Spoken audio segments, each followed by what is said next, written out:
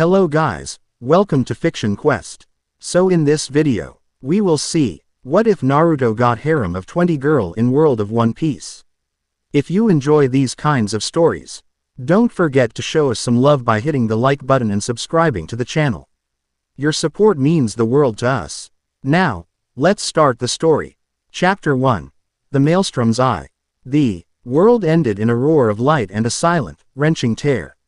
One moment, Naruto Uzumaki was driving his fist into the incandescent flesh of a goddess. The next, he was submerged in an abyss of crushing cold and absolute darkness. Water, thick and suffocatingly salty, filled his lungs. Panic, a distant and almost forgotten instinct, clawed at the edge of his consciousness. His body, honed by years of war and divine power, reacted before his mind could. He forced the water out, his chakra flaring instinctively, creating a momentary bubble of air around his face. He opened his eyes but saw nothing. The pressure was immense, a physical weight that spoke of impossible depths. "Kit, where are we?" The voice that rumbled in his mind was not his own. It was a familiar, gravelly thunder that had been his companion for most of his life.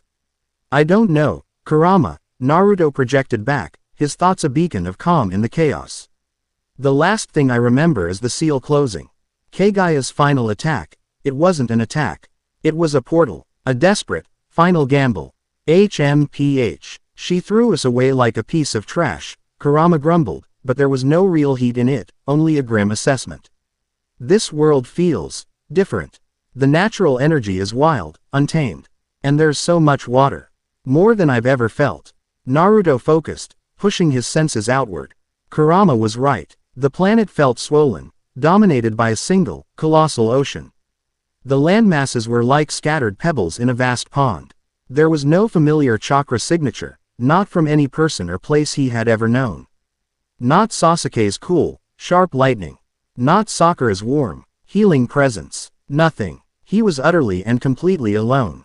A profound sense of loss, sharp and debilitating, lanced through him. He had won the war. He had saved his world. And his reward was exile. For a moment, the hero, the sage, the savior, was just a boy who had lost his home.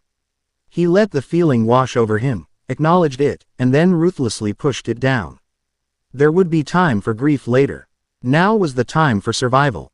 "All right, partner," he murmured aloud, the sound swallowed by the deep.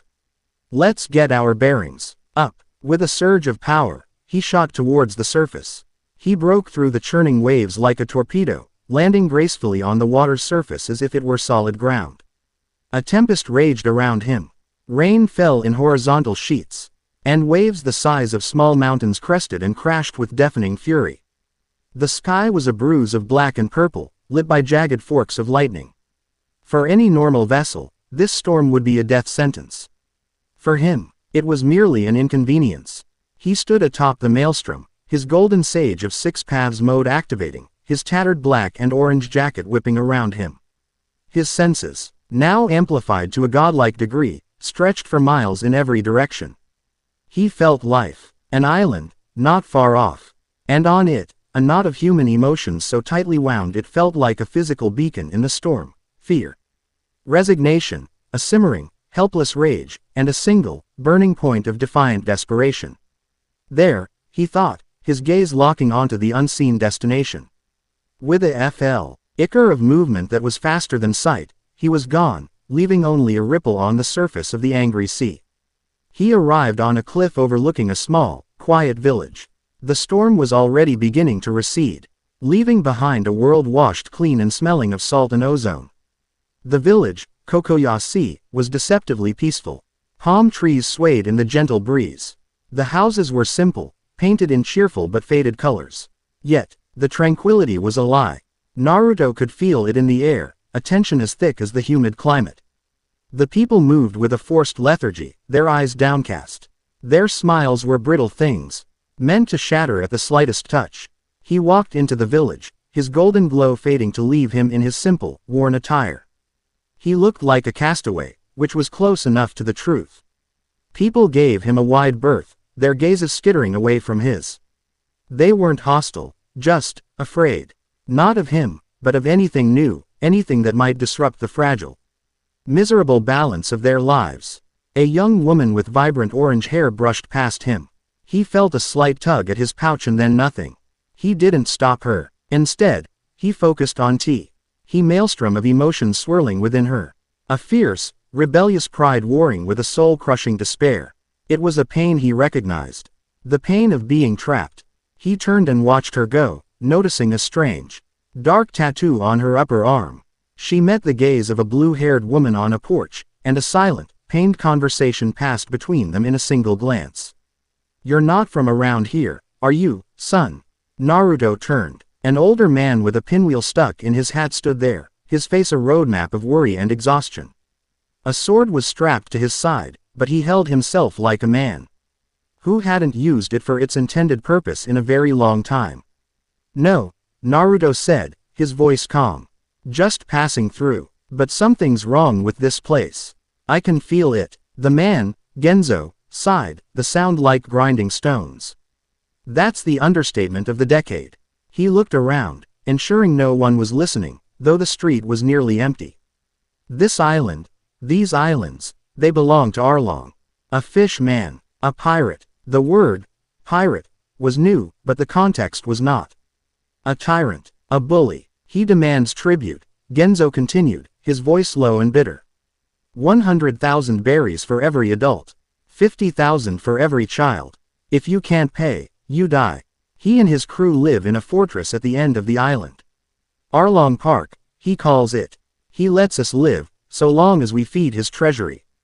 Naruto's eyes narrowed. It was the same old story, one he had seen 100 times in the land of waves and beyond.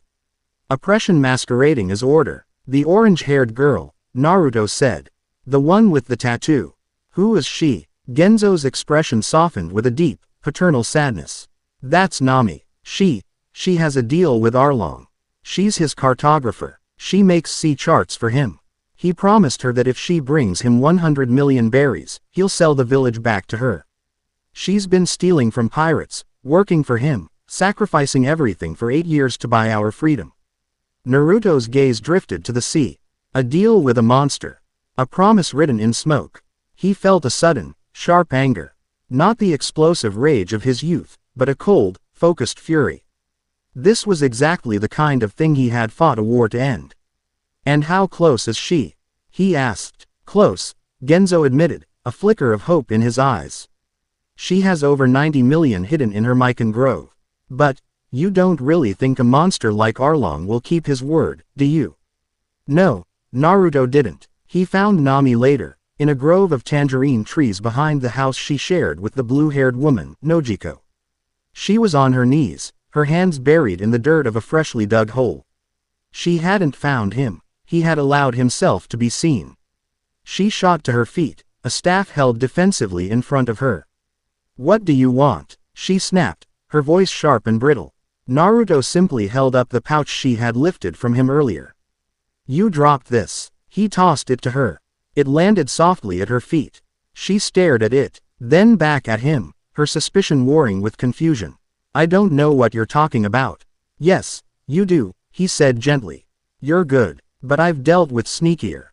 He looked past her, at the disturbed earth. "You're hiding your treasure, the money to buy back your village." Her face went pale. Her knuckles were white on her staff. "Who told you that? You stay away from it. It's mine." "I don't want your money," Naruto said, his voice devoid of any threat. He took a step closer, and she flinched back.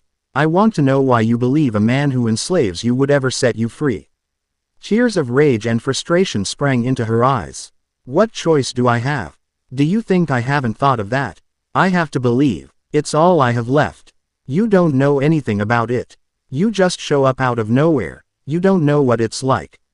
"I know what it's like to be alone," Naruto said, his voice dropping, carrying a weight that silenced her tirade. "I know what it's like to have everyone look at you with fear and hatred. And I know what it's like to fight a monster that seems impossibly strong." He met her gaze, his blue eyes holding an ancient depth of understanding. "The difference is, you don't have to do it alone anymore." She stared at him, her defenses crumbling in the face of his quiet sincerity. The fight drained out of her, replac, ed by a wave of exhaustion so profound she swayed on her feet. "What are you going to do?" she whispered. What I always do, Naruto replied, a faint, confident smile touching his lips. I'm going to kick their asses and save the day. Her cynical nature flared back to life. Just like that, Arlong has a whole crew of fish men. They're 10 times stronger than regular humans. They'll tear you apart. Let them try, Naruto said. He turned to leave the grove. Stay here. It'll be over soon. Are you just going to charge in, Kit? That's not very subtle. Kurama's voice was a low rumble in his mind. Subtlety is for shinobi, Kurama. This requires a statement. But you're right. A simple head-on assault is too easy. They don't just need to be freed. They need to see that the regime is broken. Everywhere. All at once. Naruto found a quiet spot on the coast, a good distance from Kokoyashi village. He sat cross-legged and entered sage mode. The natural energy of this world was potent, flowing into him like a roaring river. He could feel every living thing on the chain of islands. The fearful humans in their villages. The arrogant, cruel fish men in their fortress and their outposts. He brought his hands together in a familiar seal. Kage Bunshino Jutsu. In a series of smokeless puffs, 200 perfect copies of himself appeared, fanning out across the coastline. Each one pulsed with a fraction of his immense power. You all know the plan, the original Naruto said, his voice echoed by 200 others. Gosen Village. The trading posts. The tribute collection points. Every outpost that isn't Arlong Park itself. Take them down. No killing unless absolutely necessary. Disarm them, disable them, and make sure the people see it. Go. In an instant, they were gone. 200 golden blurs, racing across the water. Each heading for a different target. In Gosen Village, a hulking fish man was harassing a merchant when a golden-clad figure appeared on the rooftop. Before the pirate could even turn, a blast of wind sent him flying into a wall, unconscious. The Naruto clone dropped to the street. You're free, he said to the stunned villagers, before vanishing in a blur. At a checkpoint on a bridge, Fishman guards were laughing as they confiscated a family's meager belongings. 2 clones appeared at either end of the bridge. The fight, if it could be called that, lasted 5 seconds. The guards were left tied up with their own weapons. All across the Konami Islands, the scene was repeated. The iron grip of the Arlong pirates, built over 8 years, was shattered in less than 5 minutes. Panic erupted among the fishmen. Reports flooded into Arlong Park, frantic and nonsensical. An army of golden demons had appeared from nowhere, they screamed. They were everywhere at once. Meanwhile, the real Naruto Uzumaki walked down the main road towards Arlong Park. He wasn't running. He wasn't sneaking. He was walking, his hands in his pockets, his presence a calm, inexorable storm rolling towards the fortress. The gates were blasted open before he even reached them. A tall, saw-nosed fish man with long black hair stood there, his face contorted in a furious snarl. This was Arlong. Behind him, his elite officers stood ready. Who in the hell are you, human? Arlong bellowed, his voice dripping with racial superiority. Do you have any idea whose territory you've just trespassed on? Used to be yours, Naruto corrected him calmly. As of about 10 minutes ago, it's under new management. Arlong laughed, a harsh, grating sound. You, an army of 1, my men will tear you to pieces. What men? Naruto asked with a slight tilt of his head. The ones my clones just finished dealing with. They're all a bit tied up at the moment. Arlong's rage finally boiled over. Kill him. The fish men charged. They were fast, strong, their skin tough as leather. Against any normal fighter, they would have been a terrifying force. Against Naruto, they were children throwing tantrums. He moved through them like a phantom. An elbow here, a knee there. A simple trip, a precise jab to a nerve cluster. He used the absolute minimum force necessary, his movements an elegant, brutal dance of efficiency. In 30 seconds, the entire welcoming party was lying groaning on the ground, and Naruto hadn't even taken his hands out of his pockets. Only Arlong and his 3 top officers remained standing, their jaws hanging open in disbelief. Impossible, one of them, an octopus fish man, stammered. My turn, Naruto said, his expression hardening. He vanished. He reappeared in front of the octopus man, his hand glowing with swirling blue chakra. Rasengan. The sphere slammed into the pirate's gut, sending him flying backward through 3 solid stone walls before he finally came to a stop in a heap of rubble. Another officer, a manta ray fish man who could spit water bullets, was taken down with a single, precise kick that shattered his jaw. The third, a gourami fish man with a massive chin, was simply lifted by his head and thrown into the sea. Now, only Arlong was left. The fish man captain was shaking, not with fear, but with uncontrollable rage. His pride, his empire, his entire ideology was being dismantled by a single, unimpressed human. You worm, he roared, drawing a massive, serrated blade that looked more like a sawfish's bill than a sword. He swung the weapon with enough force to cleave a ship in two. Naruto simply sidestepped it, the wind from the blow rustling his hair. You build your strength on the fear of those you call weak, Naruto said, his voice cold.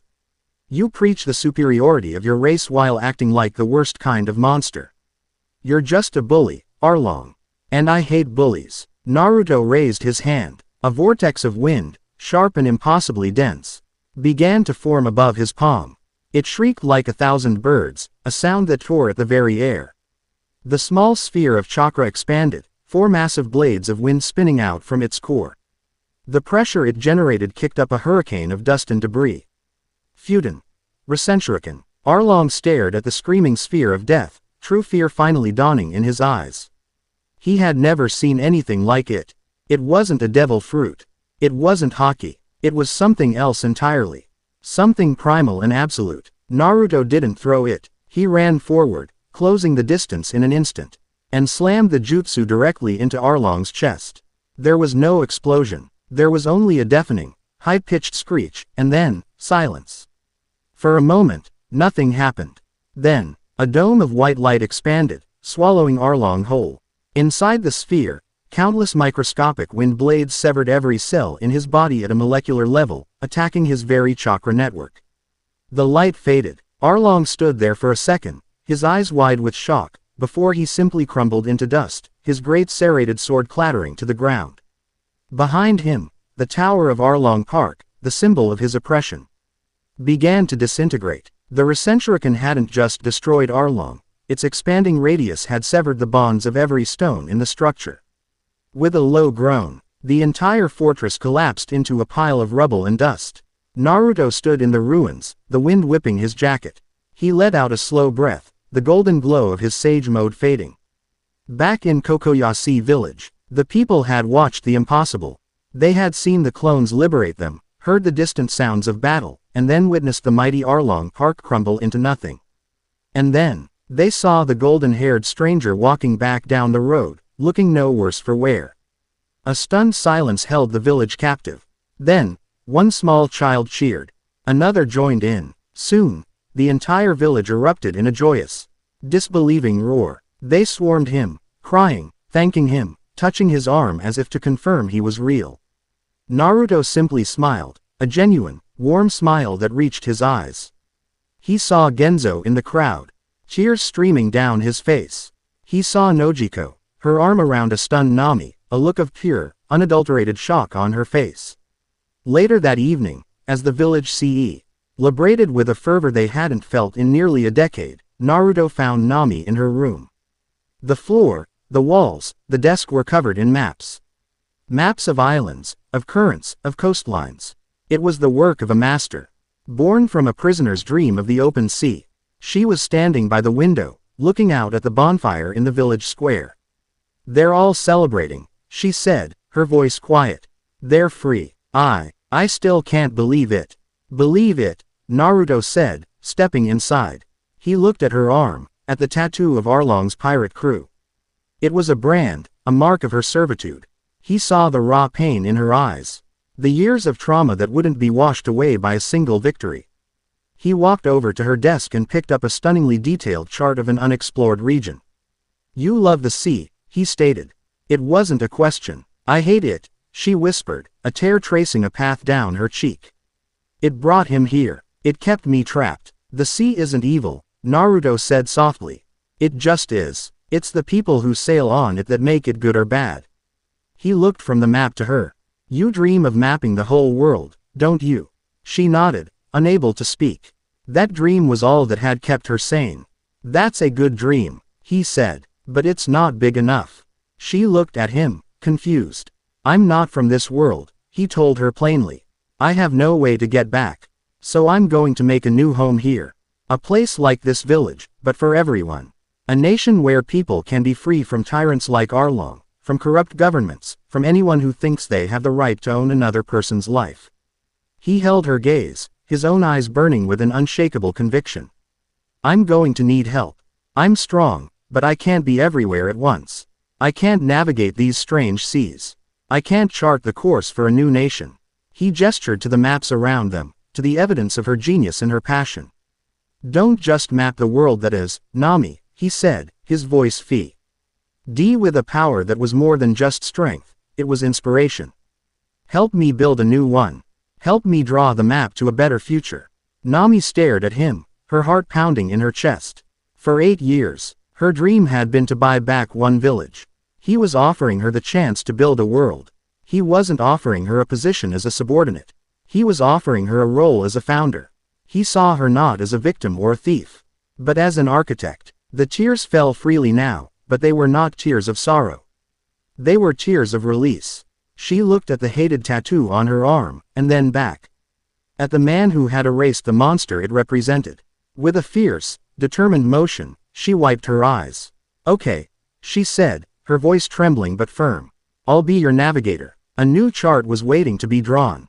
Far away, in a sterile office in a marine base, a den mushi rang. An officer picked it up, listening to the frantic, contradictory reports from the Konami Islands. What is it? His superior asked. The officer looked up, his face a mask of confusion. Sir, Arlong has been defeated. His entire crew, wiped out. His base, destroyed. By whom? A buster call. A warlord. No, sir, the officer said, swallowing hard. The reports. They say it was one man. Some kind of golden demon who commands an army of himself. They're calling him, the Maelstrom. Chapter 1 End. Chapter 2. The Unclaimed Throne. The fires of celebration burned for 3 days. For the people of the Konami Islands, it was an awakening from a long, suffocating nightmare. The fear that had been their constant companion for 8 years was gone. Replaced by a delirious, almost painful joy.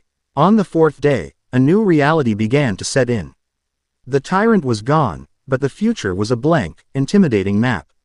It was Genzo who voiced the unspoken question. He found Naruto sitting on the cliff where he had first landed, watching the sun rise over a peaceful sea. Nami was nearby, sketching the new coastline. Her movements fluid and free for the first time. Uzumaki, Genzo began, his tone respectful. We owe you everything. But, what happens now? The Marines will eventually show up, drawn by the power vacuum. We have no defenses. We're just farmers and fishermen. Naruto didn't look away from the horizon. I know, he said. This piece is fragile. That's why I can't stay. Panic flared in Genzo's eyes. Nami stopped sketching, her head snapping up. You're leaving? She asked, a note of betrayal in her voice. We're leaving, Naruto corrected her gently, finally turning to face them. His blue eyes were serious. I told you, Nami. I'm going to build a nation. A fortress for people like you, a place the Marines and pirates will think twice about attacking. Kokoyashi village is free, but it's not safe. Not yet. He stood up, brushing the dust from his pants. I'm not abandoning you. I'm extending an invitation. Later that day, he stood in the center of the village, the entire population gathered to listen. Nojiko stood with Nami, her arms crossed, her expression guarded but hopeful. I am a stranger here, Naruto began, his voice carrying effortlessly over the crowd. I have no right to tell you how to live your lives. Your freedom is your own, and you can do with it what you will. You can rebuild here, and I will wish you well. But I am making another choice. I am going to find an unclaimed piece of this world and build a new home. A place with high walls and open gates. A place strong enough to weather any storm and tell any tyrant, no. It will be a hard life, at first. We will build from nothing. But it will be ours. He paused, his gaze sweeping over every face in the crowd. I cannot promise you comfort or ease. I can only promise you my strength and my word that I will protect you. Anyone who wishes to help me build this future is welcome to come. The choice is yours. No one will judge you for staying. The silence that followed was heavy with the weight of 1,000 unspoken fears in a single burgeoning hope. Then, an old woman stepped forward. My husband died paying Arlong's tribute. My son's back was broken in his labor camps. There is nothing for me here but ghosts. She looked at Naruto, her eyes clear. I will come. A young fisherman followed. I want my children to grow up without learning to be afraid. One by one, nearly half the village pledged to join him. Genzo, after a long look at the pinwheel on his hat, a memento of a promise to protect the village, nodded grimly. Someone has to keep you hotheads in line. I'm in. Nojiko looked at Nami, who was already staring at Naruto with unwavering determination. Nojiko sighed, a small smile playing on her lips. Looks like I'm coming too. Can't let my little sister have all the adventure. Their vessel was a small, sturdy caravel liberated from Arlong's seized assets, hastily repaired and loaded with supplies. It was not a pirate ship, it was an ark. So, navigator, Naruto said, standing beside Nami at the ship's wheel. I need an island. Remote, defensible, unclaimed by any of the big powers. A place no one else is foolish enough to want. Nami unfurled a series of charts on a large table. Her finger traced a path through dangerous-looking waters. There are legends. A place sailors call the ship graveyard. It's an island at the very edge of the calm belt, a sea with no wind and filled with giant sea monsters. They say a perpetual storm rages around the island itself, a hurricane that never ceases. No one who has tried to land there has ever returned. She looked up at him, her eyes gleaming with a challenge. Sounds perfect, doesn't it? Naruto grinned. Lead the way. The journey took weeks. True to the legends, the seas grew unnervingly still as they approached the calm belt. The air became heavy, motionless. Then, the monsters came. Colossal sea serpents with hides like stone and maws large enough to swallow their ship whole. The villagers screamed, but Naruto was a whirlwind of calm efficiency. He didn't kill the beasts. Leaping from the ship onto the water's surface, he met the charge of the largest creature. He placed a hand on its massive snout, channeling his own potent life force. His sage's empathy, into it. The beast's furious, predatory rage was met with a wave of understanding and overwhelming power. It quieted, its huge reptilian eye blinking in confusion. Before it sank back into the depths, leaving them unharmed. He repeated the process twice more, pacifying the sea's guardians without spilling a drop of blood. The villagers, and even Nami, watched in stunned silence. They had seen him fight a tyrant. This was different. This was mastery over nature itself. Soon, they saw it on the horizon, a wall of black clouds, churning and spitting lightning. A constant, deafening roar grew louder as they approached. This was the storm, a permanent fixture of the sea. How do we get through that? Nojiko shouted over the wind. We don't, Naruto replied. We end it. He leapt to the prow of the ship, his hands coming together in a seal. The golden glow of his sage mode erupted around him, a beacon against the storm's darkness. This is a bit flashy, even for you. Kurama commented dryly in his mind. They need to see that their new home is safe, Naruto thought back. They need to believe. He inhaled deeply, molding a vast amount of wind-natured chakra. He then thrust his hands forward. Fuden. Atsugai. It was not the small, focused blast he had used in the past. This was a tidal wave of pure, compressed air, a cannonball of Atmos. Ph-eric pressure that slammed into the hurricane. The storm shuddered. The clouds buckled. Naruto didn't stop. He poured more and more power into the technique, his chakra a seemingly endless well. He was wrestling with the sky itself. The storm fought back, but it was a mindless, natural force against a will of divine strength. With a final, deafening shriek of wind, the hurricane shattered. The clouds were blasted apart, torn to shreds. For the first time in centuries, sunlight pierced the gloom and struck the island. The island that was revealed was both terrifying and beautiful. Jagged black cliffs rose from the sea, and a dense, overgrown jungle covered everything. But what drew Naruto's eye were the ruins. Colossal stone structures, shattered and covered in moss, but still recognizable. And carved into the stone, everywhere, was a familiar, elegant symbol. A whirlpool. Uzushio, he whispered, his heart aching with a strange mix of sorrow and homecoming. It was the same name as his ancestral home. A remnant of his clan. Even in this alien world, they made landfall on a black sand beach. The air was thick, heavy with the scent of wet earth and decay. The jungle was alive with sounds, the cries of strange birds and the roars of unseen predators. "All right," Naruto said, turning to the awestruck settlers. "First things first, shelter." He walked to the edge of the jungle, placed his palms on the ground, and closed his eyes. The natural energy of the island was chaotic, violent, but powerful. He reached into it, commanding it with the unique chakra gifted to him by the Sage of Six Paths. Mokuden. Jubakuiso. The ground trembled. From the earth, massive roots and trees erupted, growing at an impossible speed. They twisted and wove together, directed by his will, forming the foundations of a series of large, sturdy longhouses. The villagers watched, speechless, as a small settlement was raised from nothing in a matter of minutes. It wasn't just a display of power, it was an act of pure creation. As the days turned into weeks, the island transformed. Naruto worked tirelessly. He used his sage mode to find freshwater springs, his clones to clear land for farming, and his wood style to construct walls and homes. He ventured deep into the jungle, not to hunt, but to understand. He came face to face with the island's apex predators, a pack of enormous, saber-toothed tigers with fur like spun moonlight. Their leader, a beast the size of an elephant, challenged him. Instead of fighting, Naruto met its gaze, his own power radiating a calm dominance.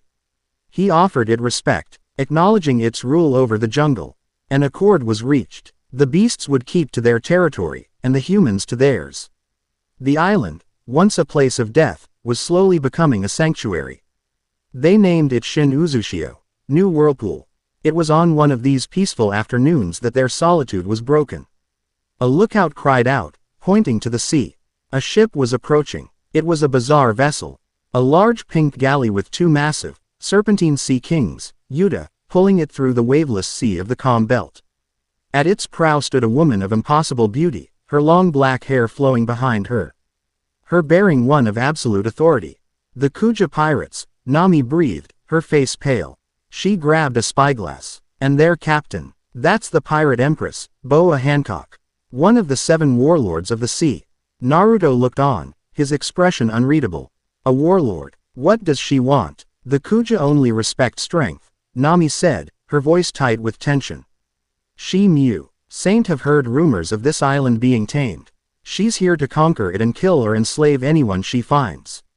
The ship anchored offshore. A smaller boat brought Hancock and her 2 sisters, Sandersonia and Marigold, to the beach. The villagers hid in their new homes, peering out in terror. Naruto stood alone on the black sand, waiting for them. Boa Hancock glided across the sand, her expression one of bored disdain. She looked at the primitive but sturdy wooden structures, at the cleared land, and finally at the lone man standing before her. He was dressed simply, his blonde hair bright under the sun. He didn't look like much. "So," she said, her voice dripping with arrogance, "you are the insect who has made his nest in my sea. I have come to claim this island. Kneel and beg for my forgiveness. And I may allow you to live as my slave. You should feel honored." She looked down her nose at him, a pose that had brought kings and pirates to their knees. Naruto simply blinked. "This is a free land. It doesn't belong to you. And I don't kneel for anyone." Hancock's eye twitched. The sheer lack of adoration in his tone was a foreign concept. "How dare you speak to me in that tone, you lowly man? Do you not know who I am? I am the most beautiful woman in the world. My beauty makes all my actions forgivable." She struck a pose, leaning back so far she was almost parallel to the ground, pointing a finger at him. "My beauty will turn your heart to stone." From her finger, a beam of pink, heart-shaped energy shot towards Naruto. "Mero mero mellow." Her sisters smirked. The fight was already over. The beam struck Naruto square in the chest. And nothing happened. It dissipated against his skin like mist. He hadn't even flinched. He just stood there, looking at her with a faintly curious expression. Was that supposed to do something? He asked. The world seemed to stop. The smirks on Sandersonia and Marigold's faces vanished, replaced by slack-jawed shock. The Kuja warriors watching from the ship gasped. Boa Hancock's own arrogant poise completely evaporated. This had never happened. Ever. What? She stammered, her composure shattering. Why aren't you petrified? Are you blind? Are you a eunuch? Neither. Naruto said calmly. I've just seen scarier things than a pretty face. Are we done talking? Enraged and humiliated, Hancock attacked. She was impossibly fast. R kicks infused with a powerful haki that could shatter steel. Perfume femur. She aimed a vicious axe kick at his head. Naruto didn't move until the last possible second, his body blurring as he sidestepped it. Her heel cracked the black sand where his head had been. She spun, launching a flurry of strikes, each one aimed to kill. He dodged every single one with minimal movement, his hands still casually at his sides. He was treating the pirate empress, one of the most feared women on the sea, like a clumsy child. Slave arrow. Hancock created a large, floating heart and pulled it back like a bowstring. Hundreds of pink, arrow-like projectiles fired at him. Naruto raised a single hand. A translucent golden orb of chakra appeared in his palm, a truth-seeking orb. The slave arrows impacted it and were simply erased from existence, their energy completely nullified. Hancock stared, her mind unable to process what she was seeing. His power was unlike anything she had ever encountered. In the next instant, he was in front of her. Not in a blur of speed, but as if he had simply willed himself to be there. Before she could even raise her guard, he gently tapped 2 fingers on her forehead. An infinitesimally small pulse of chakra flowed from his fingertips, freezing her in place. She couldn't move a muscle. He leaned in close, his blue eyes holding no malice, no lust, no anger. Only a profound, unshakable calm. You are a queen, I'm told, he said, his voice low but carrying. You command a nation of warriors. Your strength is undeniable, but you wield it like a spoiled child, demanding worship and punishing those who don't give it. A true ruler protects their people. They earn respect, they don't demand it. He removed his fingers. The paralysis faded, and Hancock stumbled back, her breath coming in ragged gasps. She had been utterly, completely, and effortlessly defeated. Her pride, her power, her entire worldview, had been dismantled in less than a minute. Now, Naruto said, his tone softening slightly. You have 2 choices. You can leave this island and never return. Or, you can act like the queen you claim to be, and we can talk as equals. An alliance between my new nation and your Amazon lily could be beneficial for both of us. He turned his back on her, a sign of ultimate confidence, and began walking back towards the settlement. The choice is yours, he called over his shoulder. Boa Hancock stood on the beach, trembling. It wasn't from fear, it was from a volatile cocktail of emotions she had never experienced. Humiliation, shock, awe, and a strange, terrifying flutter in her chest. A man had defeated her. A man had been immune to her charms. A man had lectured her on true leadership. And then, he had offered her respect. He had called her his equal. Hebihime-sama, her sisters cried, rushing to her side. Are you all right? She didn't answer. She just watched the blonde-haired man walk away, his presence more commanding than any king she had ever met. Her heart was pounding, her face was flushed, and a single, bewildering thought echoed in her mind. Who is he? Without another word, she turned and stormed back to her boat, her mind in turmoil. The Kuja pirates departed, leaving Shin Uzushio in peace once more. That evening, Naruto stood with Nami and the others on the newly constructed wooden wall, looking out over their burgeoning home. She'll be back, Nami said, a hint of worry in her voice. I know, Naruto replied, a small smile on his face. But next time, I don't think she'll come here as an enemy. He looked at the houses, at the families gathered around cooking fires, at the children laughing, free from fear. This was not Konoha, it was not the home he had lost. But as the sun set over the horizon, casting low-ing shadows across the land he had tamed with his own 2 hands, he felt a familiar warmth spread through his chest. It was the feeling of a promise being kept. This was the throne of his new kingdom, a throne not of gold or conquest, but one built from hope and the will to protect it. It was unclaimed no more. Chapter 2 End. Chapter 3. Whispers of the Void. 6 months passed. The raw, untamed island D of Uzushio had begun to resemble a nation. The initial longhouses were now the heart of a fortified town, encircled by a formidable wooden wall that snaked along the island's cliffs, a product of Naruto's wood style.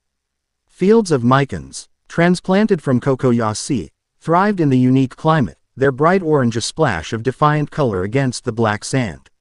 The villagers had lost the gaunt, haunted look of the oppressed. Their hands were calloused from work, not tribute, and their laughter echoed in the clean, storm-free air. Naruto had become more than a savior, he was their cage, their leader.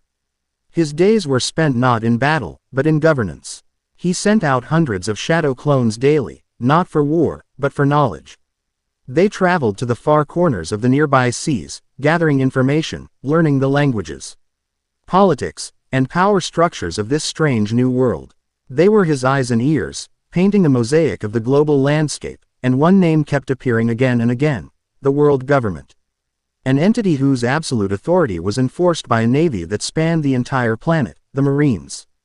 His clones also spread whispers. They didn't speak of a golden demon or a god, but of a free island. A sanctuary, a place where the flag of the world government did not fly. These whispers, carried by merchants and travelers, were seeds cast into the wind, NDED to find fertile ground in the hearts of the lost and the desperate. One such seed found its way to a rain-slicked alley in a bustling port town. A woman with hair as black as a starless night huddled under a leaking awning. A tattered cloak pulled low over her face. Nico Robin, the demon of Ohara, had been running for 20 years. Her life was a blur of fleeting alliances, bitter betrayals, and the constant, gnawing fear of being discovered. Moments ago, she had slipped through the grasp of government agents, their white suits a stark omen of the Buster Call that had consumed her home and everyone she ever loved. She was tired. The exhaustion was a physical ache in her bones, a cold weight in her soul. The bounty on her head ensured she would never know peace, and her quest to uncover the true history of the world, the final wish of her mother and the scholars of Ohara, seemed more impossible than ever. She was listening to the low chatter of two pirates at a nearby table, their voices slurred with cheap rum. Heard it from a guy in Logatown. An island in the calm belt, a place called Shin-Uzushio. No Marines, no pirates, no tribute. Said the man who runs it tore a fish and warlord to dust and stared down the pirate empress herself. Sounds like a tall tale, the other slurred. Nothing lives in the calm belt but sea kings. Maybe, the first pirate mused. But what if it's true? A place with no masters. The words struck Nico Robin with the force of a physical blow. Uzushio. The name meant Whirlpool, a symbol of immense power and chaotic freedom. A place with no masters. It was likely a trap. It was almost certainly a lie. But after 20 years of running, a lie filled with hope was more enticing than a truth filled with despair. With a resolve born from utter desperation, she made her decision. She would find this island, or die trying. Thousands of miles away, on the deck of a marine battleship, Vice Admiral Smoker stared at a map. His brow was furrowed, 2 cigars clenched in his teeth. Reports from the East Blue were a chaotic mess. The Arlong pirates, annihilated. The Konami Islands, liberated and now half empty. Rumors of a man-matching He description of the Maelstrom, driving off the warlord Boa Hancock. These were not the actions of a common pirate. This was something else, something new and dangerously organized. Tashigi, he growled, not looking up. Sir, his Master Chief Petty Officer responded, saluting sharply. What are the locals saying? The ones who didn't leave with this, Sage King. They're terrified, sir, but not of him. They speak of him as a liberator. They say he appeared in a flash of gold, commanded an army of himself, and erased Arlong Park with a scream of wind. These are direct quotes, sir. Smoker took a long drag from his cigars, exhaling a plume of smoke that swirled around his head. An army of himself, a scream of wind. It sounded like devil fruit nonsense, but it didn't fit any known category. He's making a statement. This isn't about plunder. It's about ideology. And that's far more dangerous. Set a course for the calm belt. We'll start our search at the edge of the ship graveyard. If he's hiding where no one else would dare to look. Naruto felt their approach long before they reached his waters. His connection to the natural energy of the world allowed him to sense powerful life forces. Smoker's was a column of resolute, unyielding smoke and iron. The other, Robin's, was a flickering candle in the dark, a life defined by fear and guarded intellect. They were both converging on his location. Nami, he said, finding her in the island's new command center, a large room dominated by a massive map table. We have visitors. He explained the situation, his clones providing real-time updates on the marine battleship's course and the small, stolen vessel Robin was sailing. A vice admiral, Nami muttered, her face paling slightly. If he calls a buster call. He won't, Naruto said with certainty. Not until he knows what he's dealing with. And I'm not going to let him get that close to our home. He turned to Genzo. Have everyone stay within the walls. Standard security protocol. This won't take long. He looked back at the map. Nami, I need a location. An uninhabited island, about 30 nautical miles south. A place we can have a conversat. On without worrying about collateral damage. While Nami charted the course, Naruto created a single, perfect shadow clone. It shimmered and then vanished, racing across the water's surface towards the lone, desperate traveler. Nico Robin had made it. She had dodged the Sea Kings through a combination of luck and sheer terror, her small boat gliding into the unnaturally calm waters surrounding the legendary island. The perpetual storm was gone, just as the rumors had said. She could see the distant cliffs of Uzushio, a dark smudge on the horizon. Hope, a dangerous and unfamiliar emotion, began to bloom in her chest. Then, a figure appeared, standing on the water ahead of her. Her blood ran cold. She reached for the small pistol hidden in her cloak, her heart hammering against her ribs. It was a man with sun-bright hair and an orange jacket, his posture utterly relaxed. He wasn't a marine. He wasn't a pirate she recognized. Nico Robin, the man said, his voice calm and clear across the water. It held no malice, no avarice. None of the things she was used to hearing from those who hunted her. I've been expecting you. She froze, her hand hovering over her weapon. He knew her name. It was over. My name is Naruto Uzumaki, he continued, a faint, reassuring smile on his face. The rumors you heard are true. This is a free land. You've been running for a long time. It's time to rest. He gestured towards the island. Welcome to Uzushio. Robin stared at him. Her mind, so used to calculating threats and escape routes, simply blanked. There was no deception in his eyes, no hidden agenda she could detect. There was only a simple, unbelievable invitation. After 20 years of being the demon of Ohara, a monster to be hunted, someone was welcoming her home. Meanwhile, Naruto stood on the shores of the rocky, barren island Nami had chosen. He waited. He didn't have to wait long. Smoker's battleship appeared on the horizon, anchoring a safe distance away. A smaller, faster vessel powered by some kind of smoke propulsion detached and headed for the island, carrying Smoker and Tashigi. The Vice Admiral landed, his jute, a unique weapon with a seastone tip, held ready. You're the one they call the Maelstrom, Smoker stated, his voice a low growl. You've caused a lot of trouble. I liberated a town from a murderous tyrant, Naruto countered, his hands in his pockets. If that's trouble, then your definition of justice is skewed. Justice is defined by the law. Tashigi interjected, her hand on her sword. And you are operating outside of it. The law that allowed Arlong to buy his way out of prison and terrorize an entire population for 8 years. Naruto asked, his gaze unwavering. Some laws aren't worth the paper they're printed on. Smoker's body began to dissolve into thick, white smoke. Enough talk. You're coming with me. Whiteout. He lunged forward, his lower body a jet of smoke, his arm transforming into a dense, billowing cloud that shot out to envelop Naruto. Naruto simply sidestepped, the cloud of smoke passing harmlessly through the space where he'd been. You can't touch me, Smoker's voice echoed from the smoke.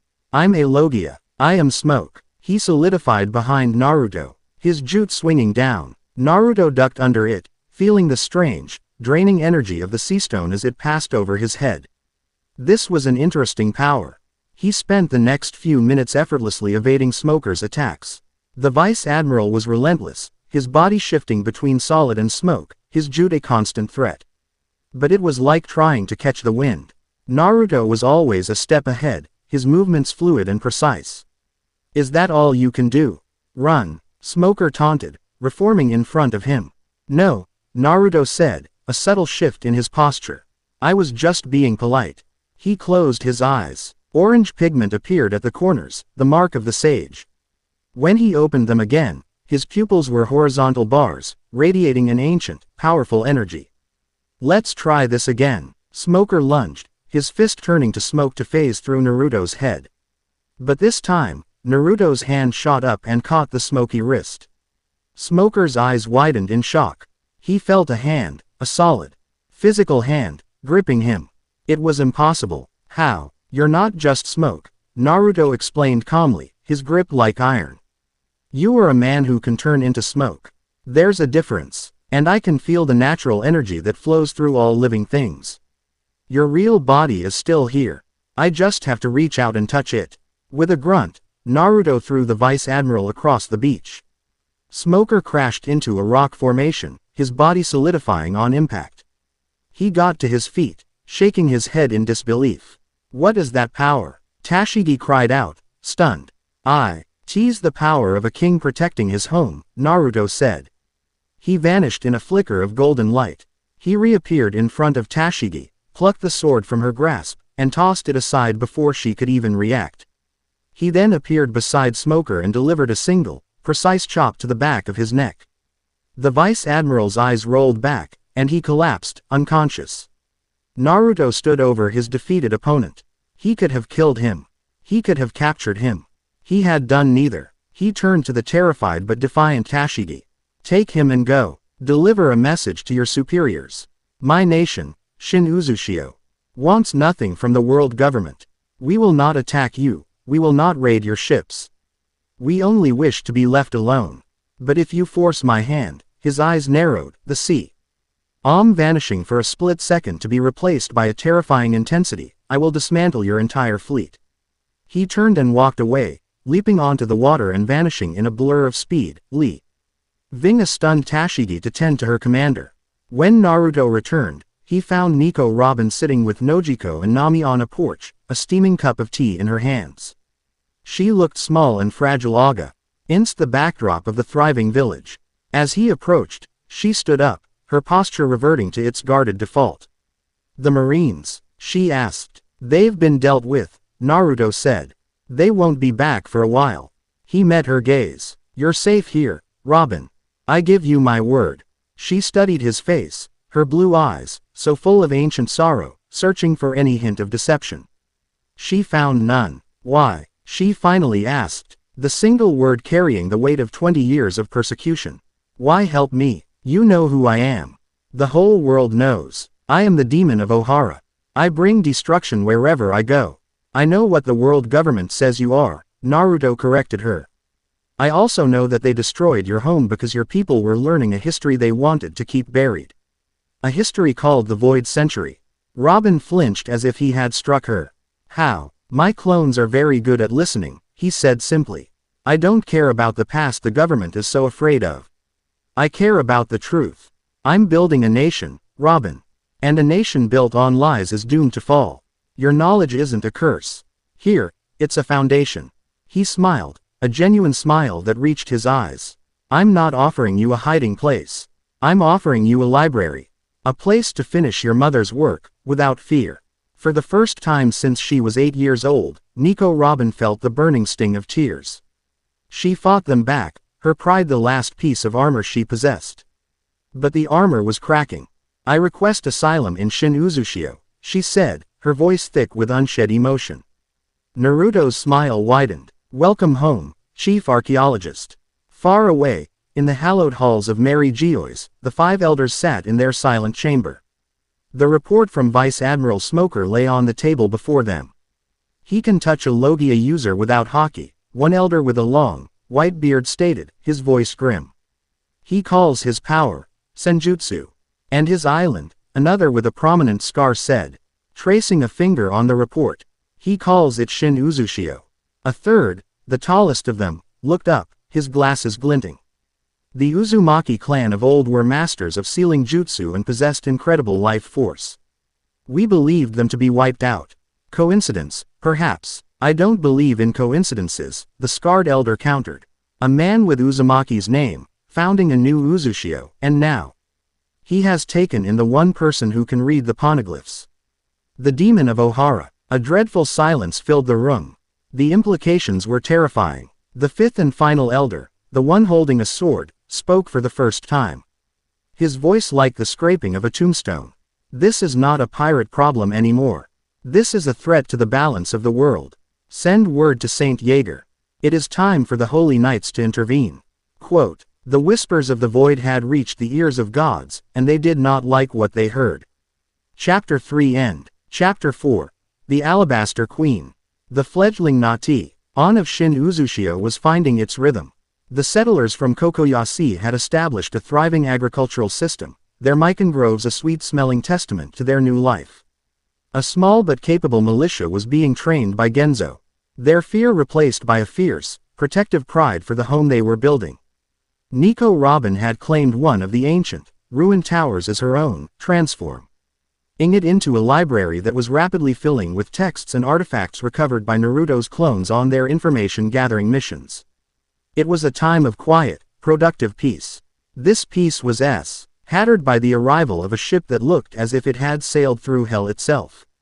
Its sails were shredded, its hull was scorched, and the royal crest painted on its side, a golden sun over a blue serpent, was barely visible beneath the grime. A single, wounded man stumbled onto the beach before collapsing.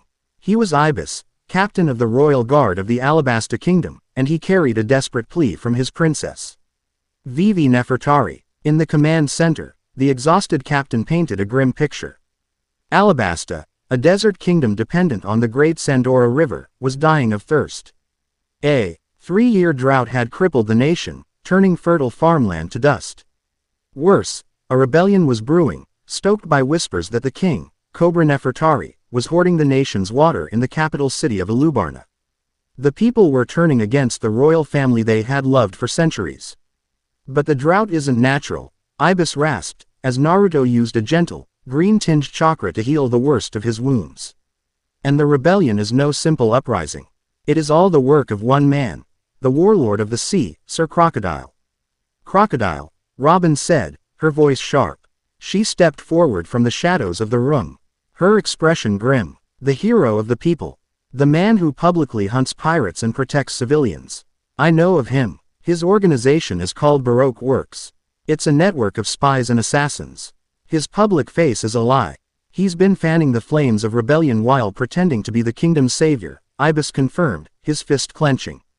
He uses a forbidden substance, dance powder, to steal the rain from neighboring towns, making the drought worse everywhere but the capital, framing the king. Princess Vivi discovered his plot, but it was too late. She's a prisoner in her own palace. Watched by Crocodile's agents, she sent me to find help, anyone outside the world government's influence, before he forces a civil war that will tear our country apart. Naruto listened, his expression hardening. It was the land of waves all over again, but on the scale of a nation. A charismatic monster wearing a hero's mask, manipulating the desperation of good people. We'll help, Naruto said without hesitation. Attacking a warlord is a declaration of war on the world government, Nami warned, though there was no real objection in her voice. We're already at war, Naruto replied, his gaze firm. We just haven't been fighting it. This isn't just about saving a kingdom. It's about showing the world that there's another way. He looked at the weary royal guard captain. But we're not going in as an army. I won't be a weapon that your princess points at her enemy. We will be partners. We do this my way. Before they even set sail, Naruto dispatched 500 shadow clones. They didn't wear his signature orange jacket or radiate golden chakra. They were disguised as wandering monks, down on their luck merchants, weathered travelers, and desperate refugees. Their mission was not to fight, but to listen, to observe, and to understand the heart of the Alabastan people.